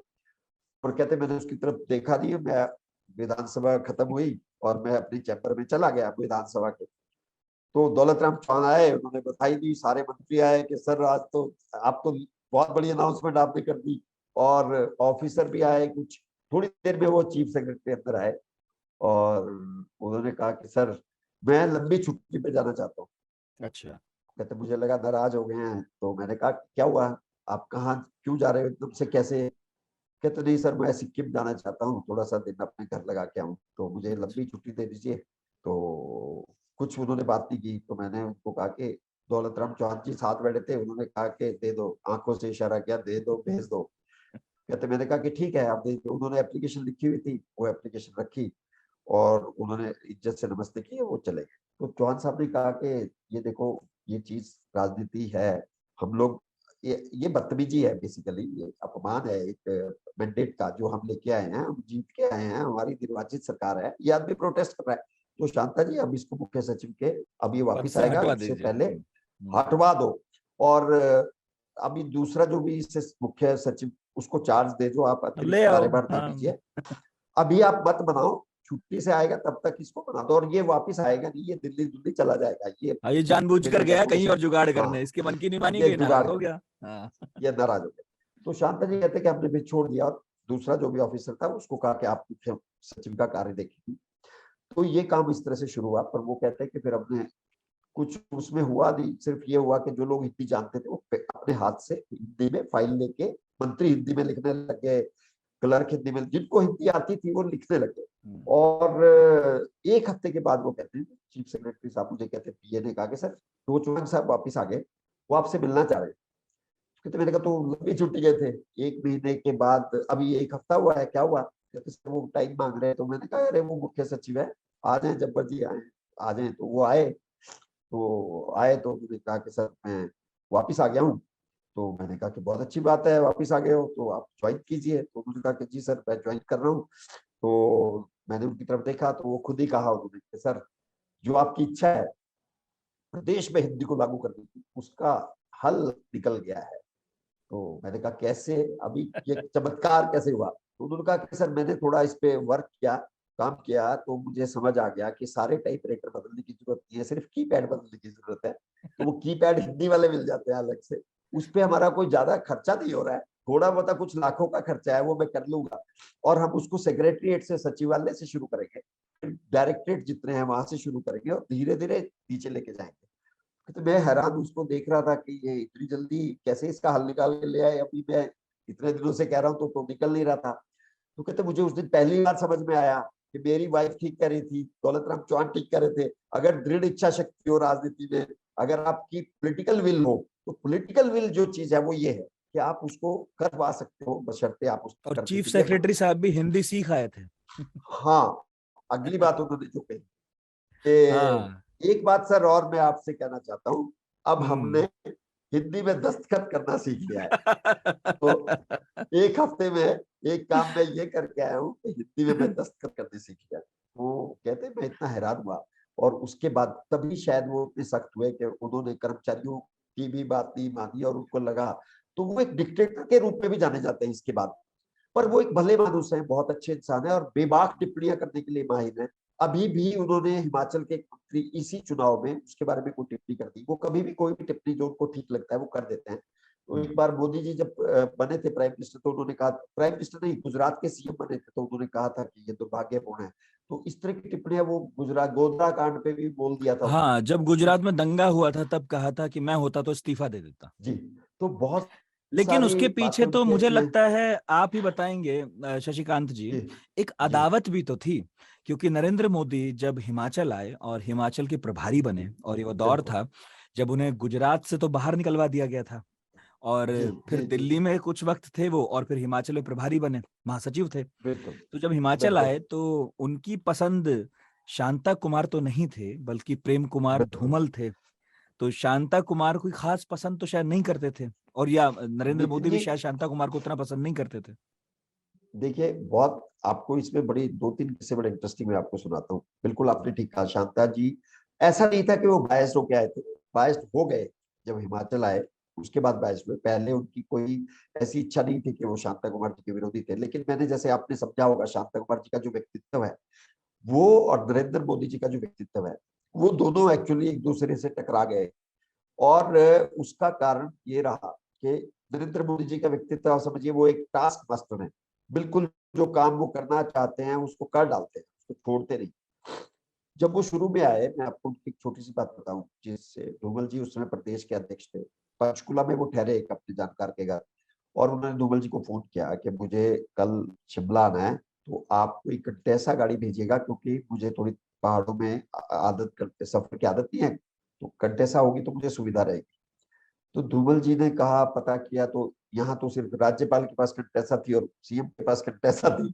उस समय कंटेसा लग्जरी गाड़ी थी, दूसरी गाड़ियां मिलती नहीं थी, ये टाटा आप सुमो बात गाड़ी थी जो, ये आप बात करें 98 के करीब की ना? नहीं नहीं नहीं, ये उससे थोड़ा पहले की 1997-96 की बात है। अच्छा अच्छा, शायद। 96-97, जी जी जी। हाँ, तो वो आए, उस समय आए तो 98 की सरकार इसी के बाद बनी थी, उसी के प्रेम बाद जो कुमार उन्होंने, धूमल 98 में बने थे जी। हाँ 98 में मुख्यमंत्री बने थे, उससे पहले वो प्रदेश भाजपा अध्यक्ष थे जी जब जी की जी बात जी हाँ। है ना। तो तभी ये प्रभारी बने थे पहली बार मोदी जी। हम्म तो शांता जी ने ज्यादा परवाह सॉरी धूमल जी ने ज्यादा परवाह नहीं की। उन्होंने कहा ऐसी डिमांड रखते रहते हैं लोग, अब है नहीं तो है नहीं। तो एक हमारे यहाँ के नेता है संदीप सिंह भारद्वाज, युवा नेता है, उनको टाटा सुमो के साथ भेज दिया, जो हिमाचल के बीजेपी के पास गाड़ी थी, कि यही गाड़ी है, अब कह देना प्रभारी साहब से कि सर यही है, अब इसी में चलना पड़ेगा हिमाचल की तरफ। तो वो पंचकुला गए, तो वो खुद बताते हैं कि जब मैं गया तो मोदी जी ने कहा, अरे भाई आ गए, कहते मैंने कहा सर मैं हिमाचल से आया हूँ, आपको लेने आया हूँ, तो धूमल जी ने भेजा तो चलिए। उन्होंने कहा गाड़ी आपके पास कौन सी है, कंटेसा है। तो उन्होंने कहा कि सर कंटेसा वहां सिर्फ या तो सीएम के पास है या राज्यपाल के पास है, बाकी बात तीसरी किसी है के ही नहीं पास सूबे में। नहीं। तो उन्होंने कहा अरे भाई ये कैसे होगा, तो रुको तुम चलो, मैं तो आ नहीं पाऊंगा, पहली बार, थोड़ा सा मुझे आदत नहीं है अभी। हम्म। तो आप ये समझिए रिसोर्सफुल कितने थे मोदी जी। इन्होंने वहीं किसी जानकार से कंटेसा करवाई और ये खुद उस कंटेसा में शिमला पहुंच गए। और पहुंचे तो इन्होंने जब देखा तो इन्हें भाजपा की हालत बड़ी दयनीय लगी। इन्हें कहा ये कांग्रेस से मुकाबला करेगी, कांग्रेस इतनी सक्षम पार्टी, आर्थिक तौर पे इतना पैसा है उसके पास, तुम्हारे पास तो गाड़ियां भी नहीं है भाई। तो इन्होंने सबसे पहले वहां पे एक महिंद्रा एंड महिंद्रा का शोरूम था शिमला में, वहां पे कहा बीजेपी को कि आप 10-12 गाड़ियां ऑर्डर कीजिए महिंद्रा एंड महिंद्रा की बढ़िया वाली, और अपने डिस्ट्रिक्ट प्रेसिडेंट्स को भी दीजिए, अपने स्टेट प्रेसिडेंट को भी दीजिए। और जब आपके पास साजो सामान नहीं होगा, हथियार नहीं होंगे, तो लड़ाई कैसे लड़ोगे। तो गाड़ी तो मूवमेंट के लिए बहुत जरूरी है। तो आप बिल्कुल। इन्होंने वो गाड़ियां खरीदवाई, और उसका पैसा भी इन्होंने खुद अपने किसी जानकारों से दिलवाया। हिमाचल बीजेपी पे बोझ नहीं डाला बिल्कुल भी, वाह। ताकि ये ना कहा जाए कि हिमाचल बीजेपी का पैसा गाड़ियों पे लगा दिया। तो इन्होंने डोनेशन करवाई और उसके लिए गाड़ी इन्होंने खरीदी। उसके बाद इन्होंने कंप्यूटर्स खरीदे बीजेपी ऑफिस के लिए, और कहा कि कंप्यूटर्स पे काम होगा। तो एक बड़ी इनकी जो सोच पूरी युद्ध वाली थी कि एक युद्ध लड़ना है कांग्रेस के साथ। उसी दौरान इन्होंने मीटिंग लेनी शुरू की, बड़ी एग्रेसिव, बड़ी उस दौरान मीटिंग का दौर शुरू हुआ। पहली बार एक कल्चर आया कि प्रभारी भी कुछ इंपॉर्टेंस रखते हैं, नहीं तो हाँ, प्रभारी नाम मात्र के वरना रहते थे। ऐसे ही आता था, ऐसे आज ही जाता था। जी हाँ हाँ। तो जब इन्होंने मीटिंग शुरू की तो ये टास्क दिया करते थे सबको। तो इन्होंने शांता कुमार जी को भी कहा एक बार कि आप डायरी ले लीजिए और लिख लीजिए आपको जो जो काम आपके जिम्मे डाल रहे हैं, अगली मीटिंग में उसको करेंगे। तो शांता जी को थोड़ा बुरा लगा, उन्होंने कहा कि ये कल का नेता है, अभी हिमाचल का प्रभारी, मैं 2 बार मुख्यमंत्री रह मुझे चुका हूँ डायरी और पेन मुझे ये पकड़वा कह रहा रहे हैं। हाँ, है। तो उन्होंने थोड़ा सा उसको तवज्जो दी नहीं, और इन्होंने उस चीज को महसूस कर लिया। और उसके बाद शांता जी ने इनकी मीटिंग में आना बंद कर दिया। उन्होंने ये किया कि वो आते ही नहीं थे कि इस बात को क्यों बढ़ाया जाए। तो इस बात को इन्होंने फिर वहां से वो बात शुरू हुई, इन्होंने जैसे चाणक्य ने किया था वैसे ही एक तरह से इन्होंने प्रण लिया कि अब मैं नया मुख्यमंत्री दूंगा इस प्रदेश को, ट्रेडिशनल नेता नहीं चलेंगे। तो धूमल जी को आगे लाए। वो उस समय लोकसभा के उम्मीदवार के तौर पर चुनाव लड़ते थे और बीजेपी के प्रदेश अध्यक्ष थे। तो वहां से ये दौर शुरू हुआ, और फिर वो एक लंबी कहानी चलती है कि कैसे वो फिर उस बार जो वीरभद्र सिंह थे, वो इतने कॉन्फिडेंट थे अपनी सरकार की पॉपुलैरिटी को लेके कि उन्हें लगा कि बीजेपी बहुत ही बुरी हालत में है, शांता कुमार और धूमल लड़ रहे हैं, और जो यहाँ के प्रभारी हैं वो शांता कुमार को मानते नहीं। और उनकी नजरों में ये था वीरभद्र जी की कि धूमल कोई ऐसे नेता नहीं है जो प्रदेश की जनता उन्हें वोट देगी, और शांता कुमार अगर आगे आएंगे तो उन्हें वोट मिलेगी। और वो ये समझ चुके थे कि मोदी जी के रहते शांता जी को आगे नहीं किया जाएगा। आगे तो लाया नहीं जा उनकी रहा। तो उनकी कोशिश ये थी।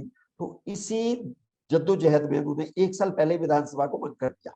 उन्हें लगा कि कहीं 1 साल बाद फिर से शांता कुमार को वापिस ना ले आए पार्टी, तो आज की डेट में चुनाव करवा दें। तो हम उन्होंने अचानक से घोषणा की है कैबिनेट में कि मैं सरकार को हम रिजाइन कर रहे हैं और हम लोग अब समय पूर्व चुनाव करवा रहे हाँ, हैं। तो मतलब तो ये वीरभद्र सिंह को इतना 1998 के भरोसा चुनाव थे। था, कि मैं तो लौट ही जी आऊंगा। हाँ, मैं लौट आऊंगा।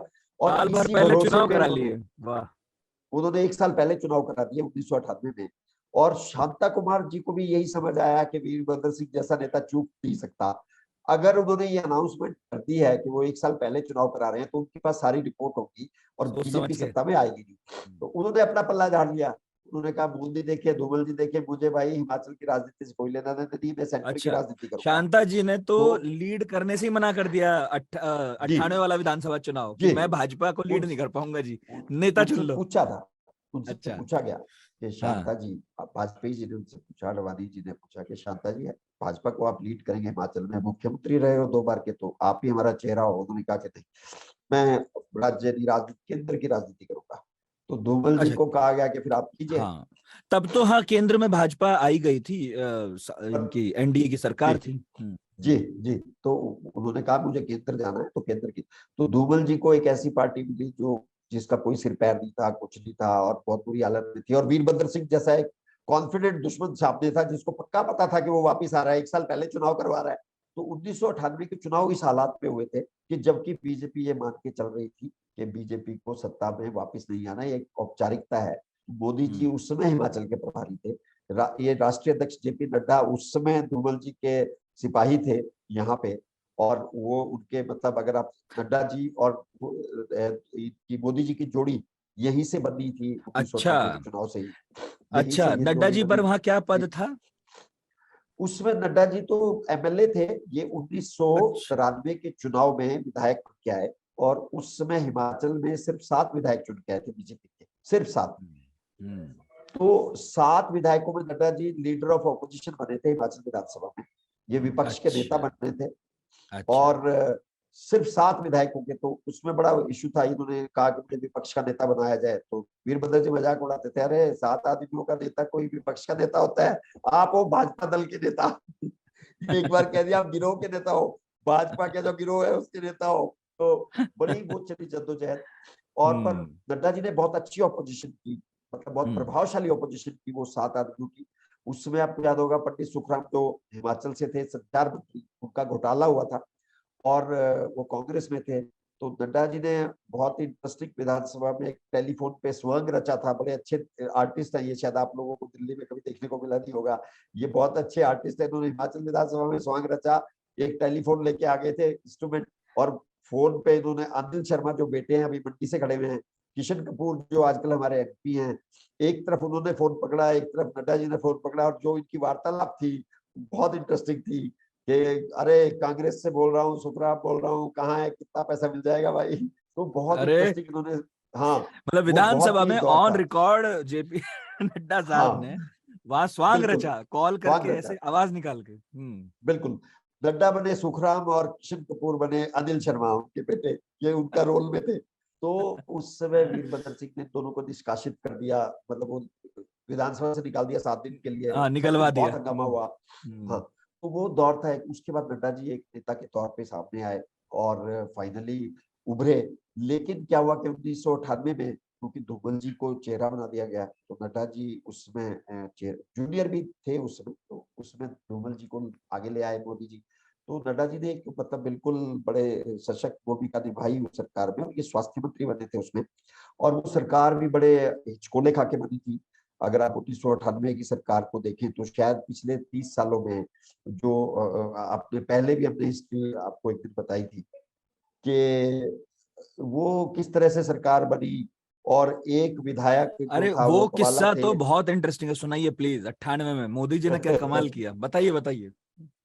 तो वो हुआ ये था कि जैसे वीरभद्र सिंह जी को पूरी उम्मीद थी, और वो उम्मीद कोई खराब नहीं थी, और उसमें एक ज्योतिष का बहुत बड़ा रोल था। एक वीरभद्र जी के खास ज्योतिष हैं, ज्योतिषी हैं, जो प्रेम उनका नाम है, और वो डायरेक्टर थे आर्ट एंड लैंग्वेज के, और बड़े क्लोज थे। उनसे पूछ के वीरभद्र सिंह सब कुछ करते थे। उन्होंने भी कहा कि आपकी सत्ता में वापसी हो रही है, और ज्योतिष के हिसाब से आप सत्ता में वापिस आओगे, आप चुनाव करवा दीजिए 1 साल पहले। तो वीरभद्र जी ने चुनाव करवा दिए, और बीजेपी ने वो चुनाव लड़ा। और बीजेपी के 68 विधानसभा की सदस्यता है, आपको जैसा मालूम है। और 3 हमारी ट्राइबल सीट्स हैं, तो उसमें एक भरमौर की सीट है, एक किन्नौर की सीट है, एक लाहौल स्पीति की सीट है। 3 सीट्स हमारी हैं। इन 3 सीट्स पे उस जमाने में चुनाव आयोग साथ में चुनाव नहीं करवाता था, क्योंकि बर्फबारी की वजह से इनके चुनाव विधानसभा गठित होने के 3 महीने बाद मई जून में होते थे। जब सरकार बन जाती थी, उसके बाद इन अच्छा। 3 सीट के चुनाव कराए जाते थे। तो 65 सीटों पे चुनाव होते थे। तो 65 सीटों पे चुनाव हुआ था। तो उसमें जो आंकड़ा बना बड़ा इंटरेस्टिंग था। तो उसमें क्या हुआ कि बीजेपी की 29 सीटें आई जीत के, ये पूर्ण बहुमत बीजेपी को नहीं मिला, पर फिर भी शांता कुमार जी के हिसाब से तो 8-10 आनी चाहिए थी, लेकिन 29 ये लेके गए। और एक विधायक को हार्ट अटैक आ गया जिस दिन ओथ हो गई, जो पहले दिन जो ओहो। ओथ होती है, वो हार्ट अटैक से उनकी मौत हो गई। तो ये ओफो। 28 रह गए, जब इनके पास एक एक विधायक की जरूरत थी। तो उस समय एक विधायक इनका और चला गया, तो 28 आ गए। हम्म, और सुखराम जी को कांग्रेस से निकाल दिया था। ये जो नड्डा जी ने सवांग रचा था, उसके बाद जो भाजपा ने मुद्दा बनाया था, उसके बाद क्या हुआ, कांग्रेस ने सुखराम जी को निकाल दिया। सुखराम निकाल और दिया। वीरभद्र सिंह जी की 36 का आंकड़ा था, वीरभद्र सिंह जी का और सुखराम जी का। तो वीरभद्र सिंह जी भी इंस्ट्रूमेंट थे सुखराम जी को पार्टी से बाहर करने में। तो सुखराम जी ने हिमाचल विकास कांग्रेस बनाई थी उस चुनाव में पहली बार। भ्रष्टाचार के आरोप उन पर थे, सीबीआई ने उनके घर से पैसा भी बरामद किया था, तीन लेकिन फिर करोड़ भी के लोग करीब उन्हें था। पसंद करते थे। जी, लेकिन लेकिन उनके क्योंकि इलाके वो में उनको लेकर बहुत प्यार मोहब्बत था, और इनफैक्ट उनकी एक्चुअली पार्टी की, हाँ, पार्टी ने भी खूब बढ़िया प्रदर्शन किया। उसका कारण था, सुखराम जी एकमात्र ऐसे नेता थे जो हिमाचल के लिए बहुत कुछ करके गए। अगर आप संचार क्रांति का मसीहा उनको कहते थे, यहाँ भी मैं आपको बहुत अच्छे किस्से सुना सकता हूँ, बहुत बढ़िया किस्से। बताइए तो बताइए। संचार क्रांति में उन्होंने हिमाचल का इस तरह से काम किया कि हिमाचल का कोई व्यक्ति, उस समय आपको याद होगा मेट्रोपॉलिटन सिटी जो थी, कलकत्ता, बॉम्बे, आपकी दिल्ली और मद्रास, अगर आपको यहाँ पे टेलीफोन का कनेक्शन लेना हो तो शायद 4-5 साल लग जाते थे। पता नहीं आपको ये दौर याद है कि नहीं है। बिल्कुल बिल्कुल और छह बिल्कुल। छह साल बाद वेटिंग लिस्ट आती थी। बिल्कुल। तो ब्लैक में फोन मिलते थे, 30,000 रुपए दो और फोन लगवा दो। तो सुखराम जी ने एक काम ये किया कि जहां पे कोई हिमाचली अगर रहता है, जैसे मुझे एक हिमाचली को मैं जानता हूँ जो कि वाशी में रहता था, बॉम्बे में, न्यू बॉम्बे, और उसने एक पोस्ट कार्ड लिख दिया पंडित सुखराम को कि पंडित जी मैं हिमाचल का रहने वाला हूँ, बॉम्बे में वाशी में रहता हूँ, मेरे घर टेलीफोन नहीं है, मैं चाहता हूँ मेरा टेलीफोन सेक्शन हो जाए। पंडित सुखराम ने उस पोस्ट कार्ड पे सेक्शन लिखा और बॉम्बे वापस भेज दिया टेलीकम्युनिकेशन को। तो टेलीकम्युनिकेशन का जो जीएम था वो खुद उनके घर आया, पोस्ट कार्ड लेके, भाई साहब अप्लाई तो कर दो, आपने एप्लीकेशन फॉर्म तो जमा नहीं कराया, ये चिट्ठी मंत्री को लिख दिया और आपके मिनिस्टर ने हमें कंप्लाइंस मांगी है, ये टेलीफोन लग के मुझे बताया जाए लगा कि नहीं, तो आप इसके पहले पैसे जमा कराओ। तो ये उनका एक रुतबा था लोगों के। और मैं आपको बताऊं, मैं कई बार उनसे मिला, ऐसे काम जो हिमाचलियों के लिए उनके लिए एक अलग वो था। और वीरभद्र सिंह से उनकी लड़ाई जीवन पर्यंत रही। वो बड़े रुचिकर किस्से हैं, कैसे वो मात खा गए हर जगह और वीरभद्र सिंह सीएम बन गए। सीएम नहीं तो बन वो पाए भी अलग एक, सुखराम, हाँ। सुखराम नहीं बन पाए, बड़ी इच्छा थी उनकी। नरसिम्हा राव उनके साथ थे। नरसिम्हा राव जी ने एक बार तो वीरभद्र सिंह को कह के भेजा कि सुखराम जी को तय कर दिया हाईकमान ने, आप इनको बनाइए। वो एक बड़ी इंटरेस्टिंग स्टोरी है।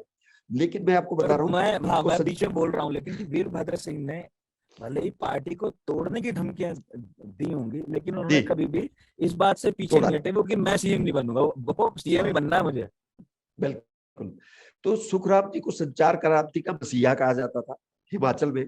और आपको याद होगा जिसमें मोबाइल आया था, बहुत महंगा मोबाइल था, तो उसमें क्या था कि कोई भी कंपनी, प्राइवेट कंपनी, हिमाचल जैसे राज्य में तो मोबाइल सर्विसेज शुरू ही नहीं करना चाहती थी, जहां पे हम्म, आपको रेवेन्यू तो है ही नहीं। सही तो बात है। सुखराम ने पैकेज बनवाया कि जिसको पंजाब का लाइसेंस मिलेगा, चंडीगढ़ और हरियाणा का मिलेगा, वो उसको हिमाचल लेना पड़ेगा। तो वो पैकेज में हिमाचल डाल रखा था। तो हिमाचल के लोगों ने मोबाइल उसमें एंजॉय किया, जब देश में बहुत सारे हिस्सों में तो वाह। मोबाइल था ही नहीं, उत्तराखंड में था ही नहीं। तो और जो आपका इंदिरा गांधी एयरपोर्ट है दिल्ली का, वहां हम्म, पे जो एसटीडी पीसीओ थे, वो इतने ज्यादा डिमांड में थे कि वो तो आपको लाखों रुपए की इनकम देते थे। वो हिमाचलियों को लौट कर रखे थे उन्होंने। हिमाचल के लोग पीसीओ दिल्ली में चलाते थे। तो उनका अगर आप कहीं से भी चिट्ठी लिख दो कि मैं हिमाचल का रहने वाला हूँ, वो चिट्ठी में फोन सेक्शन करते थे। तो इस तरह के पॉपुलर नेता थे, ऐसे नेता थे। तो वो हम्म, वीरभद्र सिंह जी का मुकाबला उनसे रहा। तो सुखराम जी की पार्टी का जो परफॉर्मेंस था, डिस्पाइट दैट कि उनके ऊपर करप्शन के आरोप थी, घर से पैसा मिला था, लोगों ने कहा कि इन्होंने हिमाचल को थोड़ी खाया है, तो बाहर से खा के आए हैं तो हमारा तो कुछ नहीं खाया, किसी और का खाया होगा तो खा लो। तो सुखराम जी को लोगों ने वोट दिया उस चुनाव हम्म, में। और सुखराम जी, हालांकि उन्होंने 68 हमारे जो विधानसभा के क्षेत्र हैं उन सब में अपने उम्मीदवार खड़े किए थे, 65 पे चुनाव हुए, लेकिन उनके 4 लोग जीत गए, जिसमें एक खुद वो भी थे, खुद एक बार वो खुद जीते। और एक महेंद्र सिंह जिनके लड़के रजत को भी टिकट दिया गया है, वो हिमाचल विकास कांग्रेस पे जीते। हम्म, और उसके अलावा मनसा राम, उनकी भी बड़ी इंटरेस्टिंग स्टोरी है। एक मिनिस्टर थे मनसा राम, हम्म, एक वो जीते, वो कभी वीरभद्र सिंह के हनुमान कहे जाते थे। और इस चुनाव में ये एक अनटोल्ड स्टोरी मैं आपको बहुत अच्छी एक और बताता हूँ। महेंद्र सिंह उस समय आए, तो ये लोग महेंद्र, मनसा राम जब सुखराम की पार्टी में गए थे, उससे पहले वो वीरभद्र सिंह के हनुमान थे। तो वो वीरभद्र सिंह जी के पास गए थे इसी चुनाव में, 1998 के चुनाव में टिकट मांगने के लिए। और टिकट मांगने के लिए जब ये गए तो वीरभद्र सिंह जी के हनुमान, इन्होंने कहा मुझे करसोग विधानसभा क्षेत्र से आप टिकट दीजिए, मैं आपका हनुमान हूँ। हनुमान ये क्यों थे उसकी भी कहानी है। हनुमान ये इसलिए थे कि जब जनता दल की, जिसमें एक समय जब वीरभद्र सिंह मुख्यमंत्री बने थे, उसमें एक बार उनको एक वोट की कमी पड़ गई थी, एक वोट। वो वोट मनसा राम ने एज ए निर्दलीय प्रत्याशी इनको दिया था, जबकि इनके पास चॉइस थी दूसरे को। तो उसमें वीरभद्र सरकार इनकी वजह से बनी थी। तो वीरभद्र जी इनके बड़े शुक्रगुजार थे कि इन्होंने एक बड़ा जिंदगी में इनको मुख्यमंत्री बनाने में रोल प्ले किया है। तो अब जब ये 1998 में आए, जिसमें वीरभद्र सिंह को फिर से एक वोट की जरूरत पड़ी, देखिए क्या प्रकृति कुदरत कैसे चलती है। इन्होंने पोएटिक जस्टिस, हाँ, यस, पोएटिक जस्टिस। इन्होंने वीरभद्र सिंह को वो इंसिडेंट याद दिलाने की कोशिश करी कि सर, राजा साहब बोलते हैं उनको प्यार से, हाँ, राजा राजा साहब तो मैंने है ही, आपको एक बार हाँ, मुख्यमंत्री बनाया था, आप मुझे टिकट दीजिए, हो सकता है आपको एक वोट की जरूरत पड़ जाए, मैं आपके साथ हूँ। तो राजा साहब उसमें नाराज चल रहे थे इनसे, उन्होंने कहा कि मस्तराम एक और थे, आपकी जगह मस्तराम को टिकट फाइनल हो चुका है, आपको टिकट नहीं देंगे। और जो रानी साहब है प्रतिभा सिंह, इन्होंने इनको कहा कि मनसाराम जी आप जाइए, आपको टिकट नहीं मिलेगी। तो उन्होंने कहा कि मैडम याद करो, मैंने एक वोट से सरकार बनवाई थी, एक अब वोट की मुझे जरूरत फिर टिकट से नहीं पड़ दे रहे गई। आप एक, तो हाँ, उन्होंने कहा कि हमारे यहाँ एक पहाड़ी में बोलते रोज रोज दिवाली नहीं होती, कि दिवाली का हाँ, त्योहार साल में एक बार आता है, बार बार नहीं हो आता। गया, तो उन्होंने इनको डायलॉग मार दिया, रोज रोज दिवाली नहीं होती। और आप हम्म, हैरान हो जाएंगे, वही दिवाली हुई, एक ही वोट की जरूरत पड़ी उनको। और वो जब उनको एक वोट की जरूरत पड़ी, जब धवाला कांड हुआ, धवाला जी को वो चाहते थे, उनका सबसे वो तो पहला नाम अभी आप राजा मुझे साहब ने जो बताइएगा। बताया, हाँ, वो नहीं, मैं आप अभी सुखराम बताऊंगा। जी, हाँ, उससे पहले राजा साहब को जो याद आया वो मनसाराम थे। जैसे ही एक वोट कम हुई, 32 सीट्स आई कांग्रेस की, और 65 में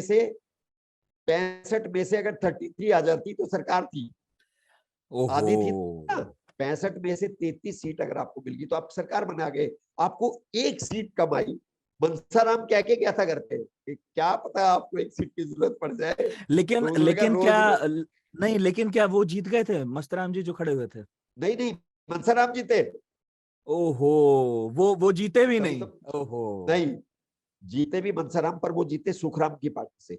अब वो जब वहां उनको से कांग्रेस से, हाँ, अब वो तो बिल्कुल, तो वो वहां से जीते। तो अब, जब एक वोट की जरूरत पड़ी और ये माहौल बना अफरा तफरी का कि एक आदमी कौन है जो आ सकता है, आप हैरान हो जाएंगे। वीरभद्र सिंह के नाम मुंह से पहला नाम निकला, मनसाराम, वो मेरा उन्हें फोन आदमी लगाओ। है, मेरा हनुमान है। और सुखराम जी को ये बात पता थी कि इसको मैंने टिकट सिर्फ इसलिए दिया क्योंकि वहां नहीं मिली थी, अभी भी ये जा सकता है, ये उसकी जाएगा। श्रद्धा वही है। तो उन्होंने सबसे पहला काम ये किया कि उसको अपने कब्जे में ले लिया।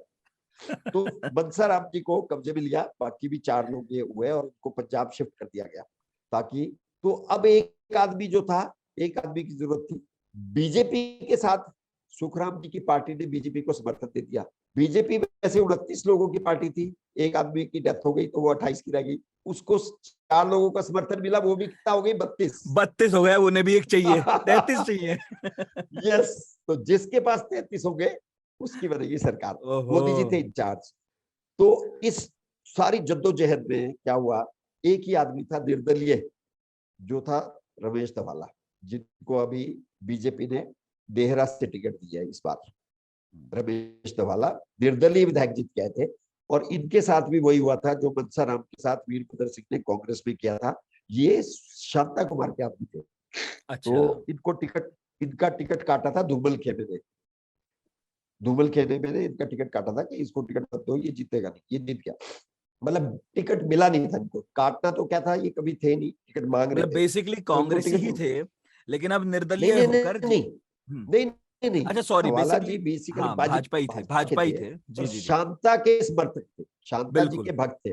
बिल्कुल, और टिकट इसलिए धूमल जी ने टिकट कटवा दिया था, मोदी जी ने कटवा और दिया। धूमल जी ने टिकट कटवा दिया था। अब ये भी जीत गए। अब बीजेपी को भी आस तो थी इन्हीं से, बीजेपी का आदमी है। हाँ, और तो अपनी, धवाला जी ने प्रेस कॉन्फ्रेंस कर दी कि बीजेपी ने तो मुझे टिकट भी नहीं दिया, तो मैं बीजेपी के साथ तो जाने वाला नहीं, और कांग्रेस ही मैं हूं नहीं मन से, कांग्रेस के साथ भी जाने का सवाल नहीं पैदा होता, तो मैं रहूंगा निर्दलीय, सरकार बने चाहे ना बने, राज्यपाल राज शासन लागू करे। तो फिर एक बार इन्होंने स्टेटमेंट दी, अगर बीजेपी धूमल जी की जगह शांता कुमार को मुख्यमंत्री बना दे तो मेरा समर्थन बीजेपी के साथ। अब अच्छा, आपको कहां संभव है, मोदी जी की पूरी जद्दोजहद कितने 2 साल से चल रही थी कि शांता जी को हटा के मुख्यमंत्री धूमल जी को बनाना है, और वो एक आ गया विधायक जो कह रहा है कि मोदी वो कह रहा जी शांता जी को बनाओ अब। अब शांता जी को बनाओगे तो आपको समर्थन मिलेगा। बाप रे अब क्या बाप, हुआ कि वीरभद्र सिंह, तो कैच इसमें 22 क्या हुआ, सिचुएशन है। हम्म। बहुत जबरदस्त सिचुएशन पैदा हुई और धवाला जी के ऊपर हम्म। नजरें आ गई कांग्रेस की। हम्म। तो पर धवाला जी ने अनाउंस कर दिया कांग्रेस को समर्थन नहीं दे सकता क्योंकि मैं कांग्रेसी हूं ही नहीं, है ना। तो क्या हुआ कि धवाला जी के ऊपर बड़ा प्रेशर पड़ा, मीडिया उनसे पूछ रहा है, बीजेपी पूछ रही है, कांग्रेस पूछ रही है। ऐसे में धवाला जी शिमला की तरफ चल पड़े अपने घर से और कहा हाँ। कि मैं शिमला जाके डिसाइड करूंगा क्या करना है। अब वो गाड़ी चली, सरकार तो वीरभद्र सिंह की केयर टेकर सरकार थी क्योंकि हम्म। चुनाव करवाए थे 1 साल पहले, बिल्कुल तो केयर बिल्कुल। टेकर सरकार वीरभद्र जी की थी। तो पुलिस भी वीरभद्र जी की थी। तो पता कर लिया गया कि धवाला जी की गाड़ी कहाँ पहुंची है। तो जब वो शिमला आए उससे पहले ही उस गाड़ी को कब्जे में ले लिया कांग्रेस हम्म। के लोगों ने, और उनको कहा कि आप छोड़ दो, ये बीजेपी वाले आपका कुछ नहीं करने वाले, आपको हम लेके चलते हैं। और तब तक भी वीरभद्र सिंह मनसाराम को ढूंढ रहे थे कि भैया मनसाराम को ढूंढो, मेरा आदमी वही है। तो मनसाराम को तो बीजेपी ने पहले ही पंजाब भेज दिया था चारों लोगों के साथ, सुखराम जी को छोड़ के बाकी 3 पंजाब शिफ्ट कर दिए पंजाब थे। चले गए। जी, पंजाब में अकाली बीजेपी की सरकार थी, उन्होंने उनको संभाल के रखा वहां। तो ऐसे दौर में जब ये शिमला पहुंचे अपने धवाला जी, अचानक पुलिस आई, जो कहा गया कि धवाला जी आपको सीएम साहब बुला रहे हैं। तो उन्होंने कहा कि सीएम, मेरा सीएम कोई नहीं है, मैं तो अभी पुराने सीएम है वीरभद्र सिंह को तो जा चुके हैं अब। तो उन्होंने कहा कि नहीं नहीं, आपको उधर ही चलना है।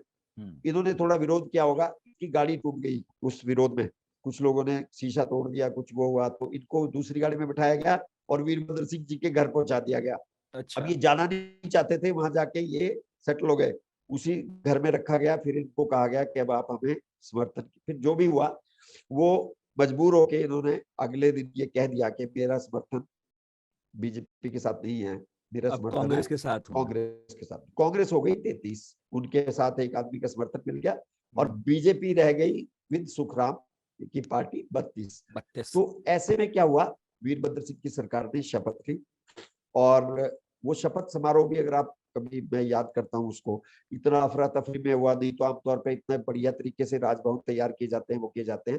ऐसे ग्राउंड बिल्कुल एकदम से अचानक शपथ ग्रहण समारोह हुआ और धवाला जी को कैबिनेट मिनिस्टर बनाया गया, जिनको सिंचाई एवं जन स्वास्थ्य विभाग जो बड़ा इंपॉर्टेंट है हमारे यहाँ पीडब्ल्यूडी के बाद, वो इनको दिया गया। तो धवाला वाह। जी ने वो कैबिनेट मंत्री के तौर पर शपथ ली। अब दिक्कत आई कि अगर धवाला जी को अकेला छोड़ दिया ये कभी भी चले जाएंगे। तो कांग्रेस ने कहा कि ये मंत्री तो बन गए पर ये तो बीजेपी का आदमी है, मन नहीं मान तो रहा ये इनका। कभी भी वापस, तो मन हाँ। तो इसका बीजेपी के साथ है। और मोदी जी और नड्डा जी और धूमल जी ये इन पे गिद्ध की तरह दृष्टि लगाए बैठे हैं कि कहाँ ये आए हाथ और इसको ले जाओ। और शांता जी को भी पार्टी ने कहा, वाजपेयी जी ने कहा, शांता जी वो आपका आदमी है, आपका भक्त है, वो कहाँ कांग्रेस में चला गया, उसको आप बुलाइए बुलाइए वापिस। वापस। तो हाँ, शांता जी पे भी प्रेशर था कि बुलाएं। हाँ। मोदी हाँ। जी ने भी बात की वाजपेयी जी से, अडवाणी जी से, कि शांता जी का आदमी है वो, उसको कहें कि बनाए उसको और ठीक बात बुलाएं है। वापिस, वो कांग्रेस की सरकार बना रहा है। तो वो किसी के टच में नहीं थे धवाला जी, और वो हाँ। संपर्क में ही नहीं थे। वो हाँ। कांग्रेस के टच में चले गए और मंत्री बन गए। ये भी इतिहास में पहली बार हुआ होगा कि, क्योंकि मंत्रियों के जो घर हैं शिमला में, उनकी लोकेशन ऐसी है कि वहां से तो कोई आप उस पर विजिल नहीं रख सकते, और अगर आप पुलिस एक मंत्री के घर पे लगाओगे तो सारी दुनिया कहेगी, प्रेस कहेगी कि सर आपने धवाला जी को तो कैद में रखा हुआ है। तो क्या तय हुआ कि धवाला जी को मुख्यमंत्री आवास आवंटित कर दिया, जो सीएम का घर है वो आवंटित कर दिया, क्योंकि उसकी सिक्योरिटी पहले से ही चाक चौबंद थी। अरे, तो और धूमल जी का, और अच्छा, और वो कहाँ रहते फिर वीरभद्र जी? उनका अपना घर है, वो कभी भी अच्छा। अपने प्राइवेट घर में ही रहते हैं, अच्छा, कभी वो भी तो वहीं रहे। उनका अच्छा, महल और है। सीएम हाउस इन्हें दे और दिया। वाह। ओक ओवर है, सीएम हाउस का नाम है ओक ओवर, और धूमल जो वीरभद्र सिंह जी का घर है उसका अपना हॉली लॉज उसको कहते हैं। तो ये हॉली लॉज में ही रहते हैं, वो कभी भी उसमें नहीं जाते। तो ये सिर्फ उस दौरान ही हॉली लॉज छोड़ते हैं, जब इन्हें लोगों से मिलना होता है तो ओक ओवर में मिलते हैं, सरकारी आवास में। तो इसलिए वो खाली रहता था। इन्होंने कहा कि इनको अलॉट कर दो, दोनों तरफ उसके गेट है, पुलिस है, वहां से कहाँ भाग सकता है आदमी। तो इनका जो था एज ए मिनिस्टर, इनको वो सीएम, ये भी पहली बार देश में हुआ होगा किसी मंत्री को मुख्यमंत्री आवास आवंटित किया गया, और वो भी निर्दलीय, जो कि पार्टी का आदमी भी नहीं है। वाह। तो ये 6 दिन तक मुख्यमंत्री के आवास में इन्होंने मजे किए और हम्म। वहां रहे, और इनसे मिलने की इजाजत किसी को नहीं थी। तो उस दौरान बहुत ये चला। और ये सचिवालय आते थे रोज सुबह, मंत्री के तौर पे आते थे और वहां जाके बात करते थे। लेकिन बात करने के बाद सबको यही कहते थे कि मैं अपनी इच्छा से, अपनी मर्जी से इस सरकार का समर्थन कर रहा हूँ, मेरे पर कोई दबाव नहीं है। फिर एक एफिडेविट दिया इन्होंने, स्टाम्प पेपर पे लिख के दिया कि मेरे पर कोई दबाव नहीं है। और पत्रकार रोज पूछते थे इनसे, पर क्योंकि सचिवालय इनका इतना ही रूटीन था, ओक ओवर जो मुख्यमंत्री आवास था वहां से ये निकलेंगे, सचिवालय पहुंचेंगे, सेक्रेटरीट वहां जाएंगे, औपचारिक सबसे मिलेंगे, वहीं से सिक्योरिटी के साथ वापिस आएंगे फिर और वापस फिर ये आएंगे। अपने सो जाएंगे। कोई कम्युनिकेशन बीजेपी वालों के साथ इनका नहीं था। तो इस दौरान फिर ये स्ट्रेटेजी रची गई कि कैसे ये सब होगा। तो वीरभद्र सिंह जी ने इनसे लिख के ले लिया, स्टाम्प पेपर पे ले लिया, सब कुछ ले लिया, और उनको एक तरह से ये विश्वास भी दिलाते होंगे जब मिलते होंगे कि जी मैं तो आप ही के साथ हूँ। फिर इन्होंने रोज पूछते थे हम लोग इनसे, कोई दबाव तो नहीं है कि कोई दबाव नहीं है। तो बड़ी मजेदार स्थिति रही, 6 दिन ये चली। एक दिन क्या किया जो मैंने आपको बड़ी रुचिकर है, जो पहले भी बात हम कर चुके हैं लल्लन टॉप में, कि एक दिन क्या हुआ, मोदी जी का ये दिमाग था और नड्डा जी का दिमाग था, धूमल जी का दिमाग था, इन सब ने मिलकर तय किया कि भाई संदेश पहुंचाओ एक बार धवाला तक। अब तक वो दुखी हो चुका होगा, वो बीजेपी का आदमी, उसकी विचारधारा भी कांग्रेस की नहीं है, वो तो बिल्कुल बीजेपी वाला आदमी है। तो एक वेटर को इस काम में लगाया गया और उसको एक नैपकिन पे, एक बिल्कुल टिश्यू पेपर पे संदेश लिख के कहा कि भैया जब तू सर्व करेगा, उन्हें ब्रेड देगा खाने के लिए या स्नैक्स देगा या कुछ भी देगा, तो ये वहां पे, क्योंकि इनके साथ एक दो लोग सोते थे रात को दूसरे कमरे में, तो जो खाना भी साथ खाते थे और इकट्ठा रहते थे, तो कहा कि ये उनको दे देना ताकि वो पढ़ ले। तो वो कागज इन तक पहुंचा, वो टिश्यू पेपर इन तक पहुंचा। उस पे इन्होंने पढ़ा कि भैया आप निकलना चाहते हो तो आ जाओ, आपके साथ क्योंकि ना टेलीफोन पे संपर्क हो पा रहा है, ना आपके साथ किसी दूसरे आदमी के जरिए संपर्क हो पा रहा है, ये आपके लिए संदेश है। अगर आप आना चाहते हो, कल जब आप ओक ओवर से निकलोगे मुख्यमंत्री आवास से, वहां से यू टर्न लेके गाड़ी सचिवालय की तरफ मुड़ती है, तो एक बार बैक करनी पड़ती है गाड़ी। एक गेट जो मुख्यमंत्री का है वो गेट बंद कर दिया गया था और ये दूसरे आप गेट से निकलते थे।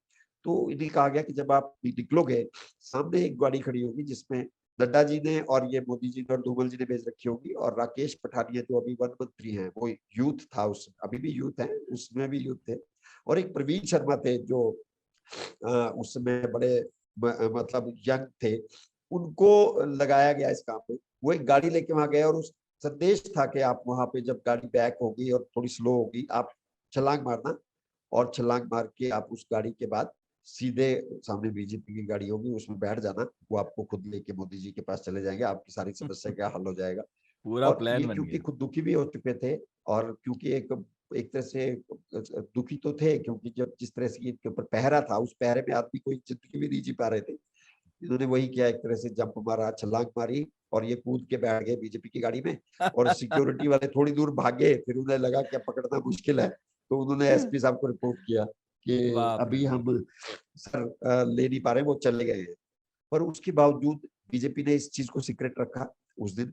तो वीरभद्र सिंह जी क्लेम करते रहे अगले दिन तक कि नहीं, धवाला हमारे पास ही है, आप, ये अफवाह है कि वो चले गए हैं। तो एक दो दिन तो ऐसा निकला। उसके बाद अभी ये 6 मार्च को 1998 में सरकार बनी थी वीरभद्र सिंह जी की। तो उसके बाद 12 मार्च के दिन ये हुआ कि बीजेपी ने फिर रमा देवी जो राज्यपाल थी उसमें, यहाँ की हिमाचल की, जो कर्नाटक की राज्यपाल बनी बाद में, उनसे जाके कहा कि हम, हमारे पास बहुमत है, हम लोग 33 लोग हैं, कांग्रेस 32 हो चुकी है फिर से, तो आप हमें सरकार बनाने का न्योता दें। तो रमा देवी पहले नहीं चाहती थी, लेकिन इसी बीच एक और वहां पे चेंज हुआ, सेंटर में चेंज हुआ और बीजेपी की सरकार सत्ता में बन गई, और अडवाणी जी होम मिनिस्टर बन गए। तो रमा देवी भी पासा पलट गई, और उन्होंने पहले तो वो कह रही थी कि किसी एक दल को जिसका बहुमत ज्यादा होगा उसी को बुला सकती हूँ मैं, तो ये 2 दलों को मैं नहीं बुलाऊंगी, ये सरकार चलने वाली नहीं है। तो ये राज्यपाल के उस हिसाब से निर्भर कांग्रेस को विवेक पे बुलाना निर्भर, था। राज्यपाल हाँ। के विवेक पर निर्भर करता है कि वो 2 दलों को बुलाए कि ना बुलाए, वो तो मेरी मर्जी है। हाँ, तो ये वो बुला गठबंधन नहीं को रही थी बुलाए क्योंकि, बड़े।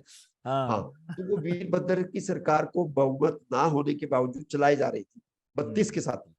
तो एक बार धवाला जी को पेश किया गया उनके सामने, बीजेपी ने कहा धवाला जी को पेश करेंगे, ये बताएंगे मैं किसके साथ हूँ। तो इन्होंने कहा कि मैडम मैं वीरभद्र जी के साथ नहीं हूँ। तो रमा देवी जी कहते नहीं नहीं, आप वीरभद्र जी के साथ हो।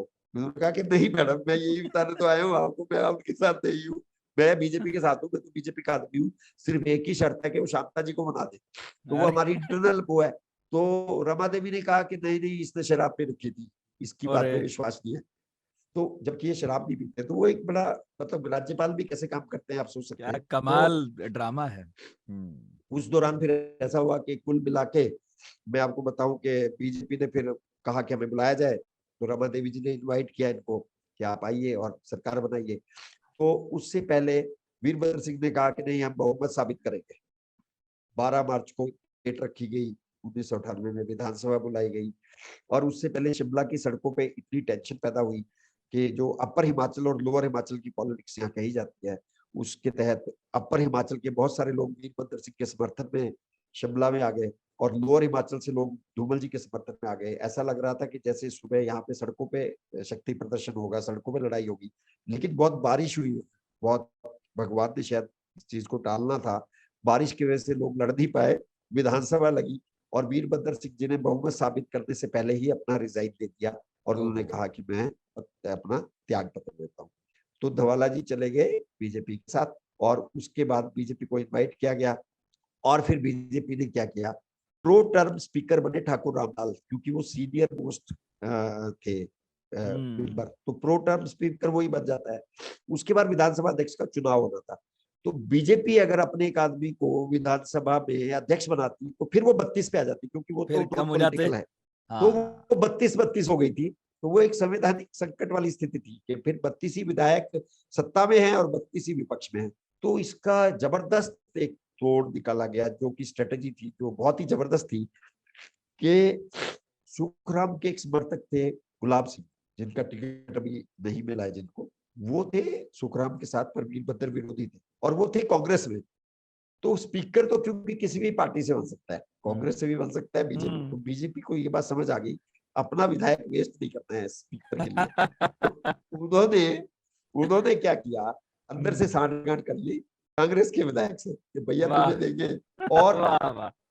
कम होगा तो कांग्रेस का होगा, 31 पे आएंगे। अब कौन और मना करता स्पीकर के लिए, बढ़िया है जी, बना दो। नहीं नहीं नहीं नहीं, कांग्रेस तो बिल्कुल तैयार नहीं थी ना, क्योंकि नहीं, उसको पता कांग्रेस था। तैयार नहीं थी, पर लेकिन जब किसी कांग्रेसी विधायक को लगेगा कि सरकार तो बन नहीं हाँ रही, मुझे स्पीकर तो बना ही रहे हैं, हाँ ठीक है। हाँ, और वो भी वो था जो सुखराम के साथ रहा था, वो बिल्कुल आदमी भी सुखराम वो थे समर्थक, जो सुखराम के दिल साथ, से सुखराम के साथ। वीर, हाँ, दिल से वैसे सुखराम के साथ।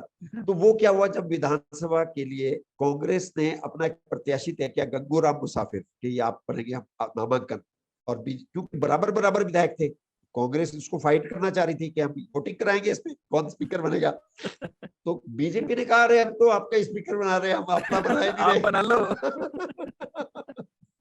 तो ये मोदी जी और ये धूमल जी और नड्डा जी की रणनीति बहुत सक्सेसफुल हुई। तो कांग्रेस वहां चौके बोचक्की रह गई, ये क्या हुआ, हमारा आदमी बीजेपी का नॉमिनेशन भर रहा है। तो जैसी नॉमिनेशन भरा गुलाब सिंह जी ने, कांग्रेस ने उनको कहा, आप तो उम्मीदवार ही नहीं हो, वो कहते नहीं मुझे है समर्थन। तो वो स्पीकर बन गए। तो भाजपा के पास 32 रहे, कांग्रेस के 31 हो गए। तो क्या हुआ, ये सरकार चलनी शुरू हुई 1998 की बीजेपी की। तो वीरभद्र सिंह हर रोज विधानसभा में कहते थे कि हमारी सरकार 6 दिन में गिरी है, आपकी अभी 6 महीने में गिर जाएगी, क्योंकि 3 चुनाव होने बाकी थे।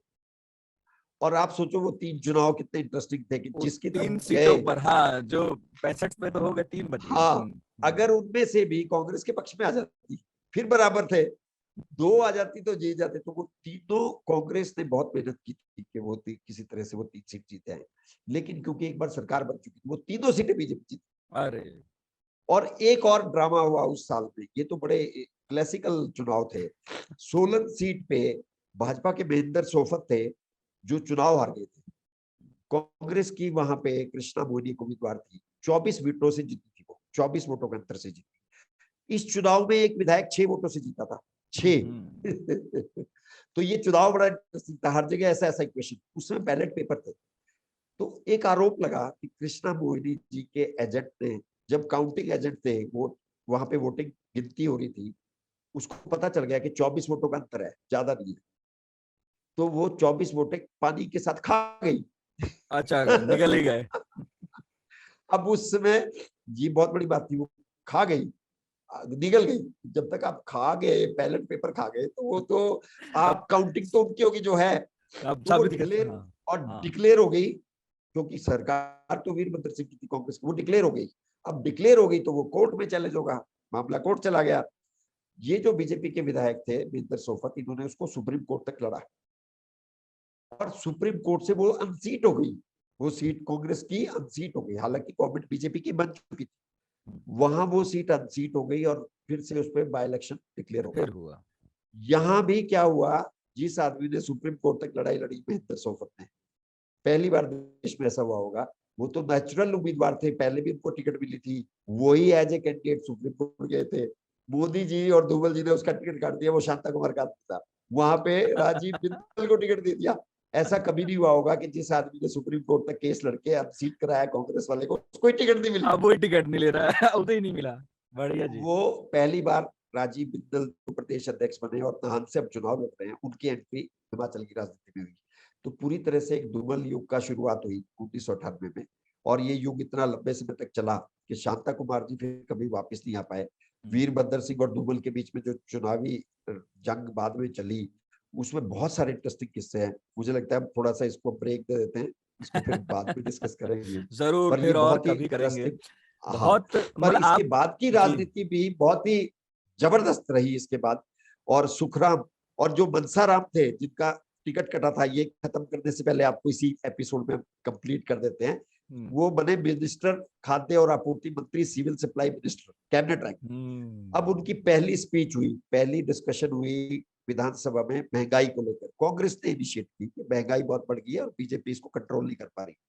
उनका रिप्लाई था उस पर, तो वो रिप्लाई तो उन्होंने महंगाई पे नहीं दिया, वीरभद्र सिंह पे दिया। और उन्होंने अपने भाषण में ये कहा जो मैंने आपको बताया था, राजा साहब पहला टिकट तो मैं आपसे ही मांगने आया था, क्योंकि आप मुझे हनुमान कहते थे, पर आपकी रानी साहिबा ने मेरे साथ जो किया आपके घर पे, तो मैं कभी नहीं भूल सकता। उन्होंने मुझे कहा रोज रोज दिवाली नहीं होती, तो दिवाली हुई। मैंने आपको कहा था पहले भी एक वोट की जरूरत पड़ी थी, फिर पड़ेगी आपको एक वोट की जरूरत, और आपने दी नहीं। तो आपके ऊपर जो ये नशा था सत्ता का, ये हावी हुआ, इस वजह से आप मार खा गए। नहीं तो आप धूमल जी की जगह मुख्यमंत्री की सीट पे होते अगर आप मुझे टिकट दिया। तो ये बहुत ही बड़े जबरदस्त विधानसभा थी। और उस विधानसभा में एक बार वीरभद्र सिंह ने सुखराम जी को इतनी पर्सनल व्यक्तिगत बातें कही कि आप करप्शन करके विधानसभा में आए हो, आपकी जगह ये विधानसभा नहीं है, आपकी जगह तिहाड़ जेल है, आप जल्दी तिहाड़ जाओगे। तो सुखराम जी भी खड़े हो गए और उन्होंने कहा कि मैं भी आपको कहता हूँ, आपकी भी शिमला की जेल आपकी जगह है, आप भी गलत जगह बैठे हो, आप भी भ्रष्टाचारी हो।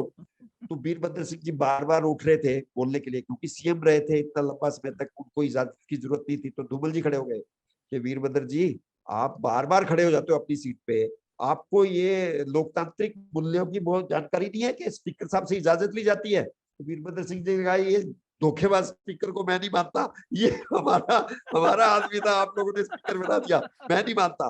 तो उनको कहा कि आपके खिलाफ अब हम प्रिविलेज मोशन लेके आएंगे, स्पीकर के पास आप इस तरह की बात कर रहे हैं तो ये आपको बिल्कुल नहीं करनी चाहिए, और आप इस बारे में माफी मांगिए। तो वो जब खड़े हुए तो उसके बाद धूमल जी ने उनको कहा आप बार बार खड़े हो जाते हो, आपकी सीट के नीचे स्प्रिंग तो नहीं लगा रखे किसी ने कि आप बार बार खड़े हो रहे हो। तो वो सारा एपिसोड जब हुआ, उसमें भी रात को क्या हुआ कि सरकार नई बनी थी, अनिल शर्मा जी जो इनके बेटे हैं घर आए, ये सारा अखबारों में खूब छपी है बहस, इसको सुखराम के यहीं पे बेटे। खत्म करेंगे। तो सुखराम जी घर आए और उन्होंने कहा आज वीरभद्र सिंह जी को मन की तसल्ली हो गई, धूमल जी ने वीरभद्र सिंह जी को स्नब किया आज विधानसभा के अंदर, तो मेरी बात कराओ आप एक बार, मैं उनसे बात करके उनको बधाई देना चाहता हूँ। तो ये बड़ा इंटरेस्टिंग किस्सा है। संचार क्रांति के मसीहा कहे जाते हैं सुखराम जी, उनको फोन चलाना नहीं आता था, मोबाइल, क्योंकि बुजुर्ग आदमी थे। उन्होंने अनिल शर्मा से कहा कि फोन मिलाओ सीएम साहब को। उन्होंने सीएम ढूंढा और मिला दिया। फोन मिला वीरभद्र सिंह को, क्योंकि सीएम नाम से फीड किया हुआ था वीरभद्र। 6 दिन पहले तो सरकार उनकी थी, उनके मोबाइल पे फोन किया। ये खुद मुझे अनिल शर्मा जी ने बता रखी है बात, कि एक दिन तो ऐसा हो गया। देख लीजिए आप, कितना मजेदार किस्सा है।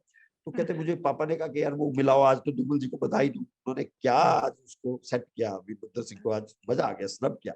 कहते मैंने सीएम निकाला, फोन मिला दिया। वहां पे भी डिस्प्ले हुआ होगा, सुखराम जी का नाम हुआ होगा। तो वहां पे जो सिक्योरिटी वाले थे बाद में कहा सर पंडित जी बात करना चाह रहे हैं सुखराम जी, वो उन्होंने उनको पकड़ा। वो भी सीएम नहीं रहे थे, प्रोटोकॉल तो खत्म हो गया था, उन्होंने भी डायरेक्ट दे डायरेक्ट दिया। किया। उन्होंने एक हाथ में लगा लिया। सुखराम जी सोच रहे हैं धूमल जी से बात हो रही है। सुखराम जी ने कहा आज तो मजा आ गया, आपने खूब सेटिंग की राजा की। राजा को ऐसा ही आदमी चाहिए, ऐसा ही। आपने कहा ना स्प्रिंग लगे आपकी सीट के नीचे, आप बार बार उठ जाते हो। तो राजा ने एकदम, राजा साहब को समझ आ गया कि कुछ गलत हो रहा है। गलत लग गया। उन्होंने कहा, अरे भाई मैं वीरभद्र सिंह बोल रहा हूँ। तो सुखराम जी ने एकदम से फोन हाथ से छोड़ा। अरे किससे बात करा दी? मैंने कहा सीएम से कराओ, तुम किससे बात करा रहे हो? तो वो फिर उन्होंने नंबर चेक किया तो कहते अरे सीएम अभी इसको चेंज तो किया ही नहीं, धूमल जी सीएम बन चुके हैं भाई, अभी वीरभद्र जी सीएम नहीं है, चेंज करो, एक्स सीएम लिखो उनको। तो ये भी एक वाह बड़ा वाह इंटरेस्टिंग वाह। किस्सा, कितने किस्से हैं ऐसे ऐसे बहुत। तो अब हम बाद शशिकांत में जी, बात करते हैं। नहीं शशिकांत जी, बहुत मजा आया, बहुत बहुत हाँ शुक्रिया इतना अपना वक्त दिया।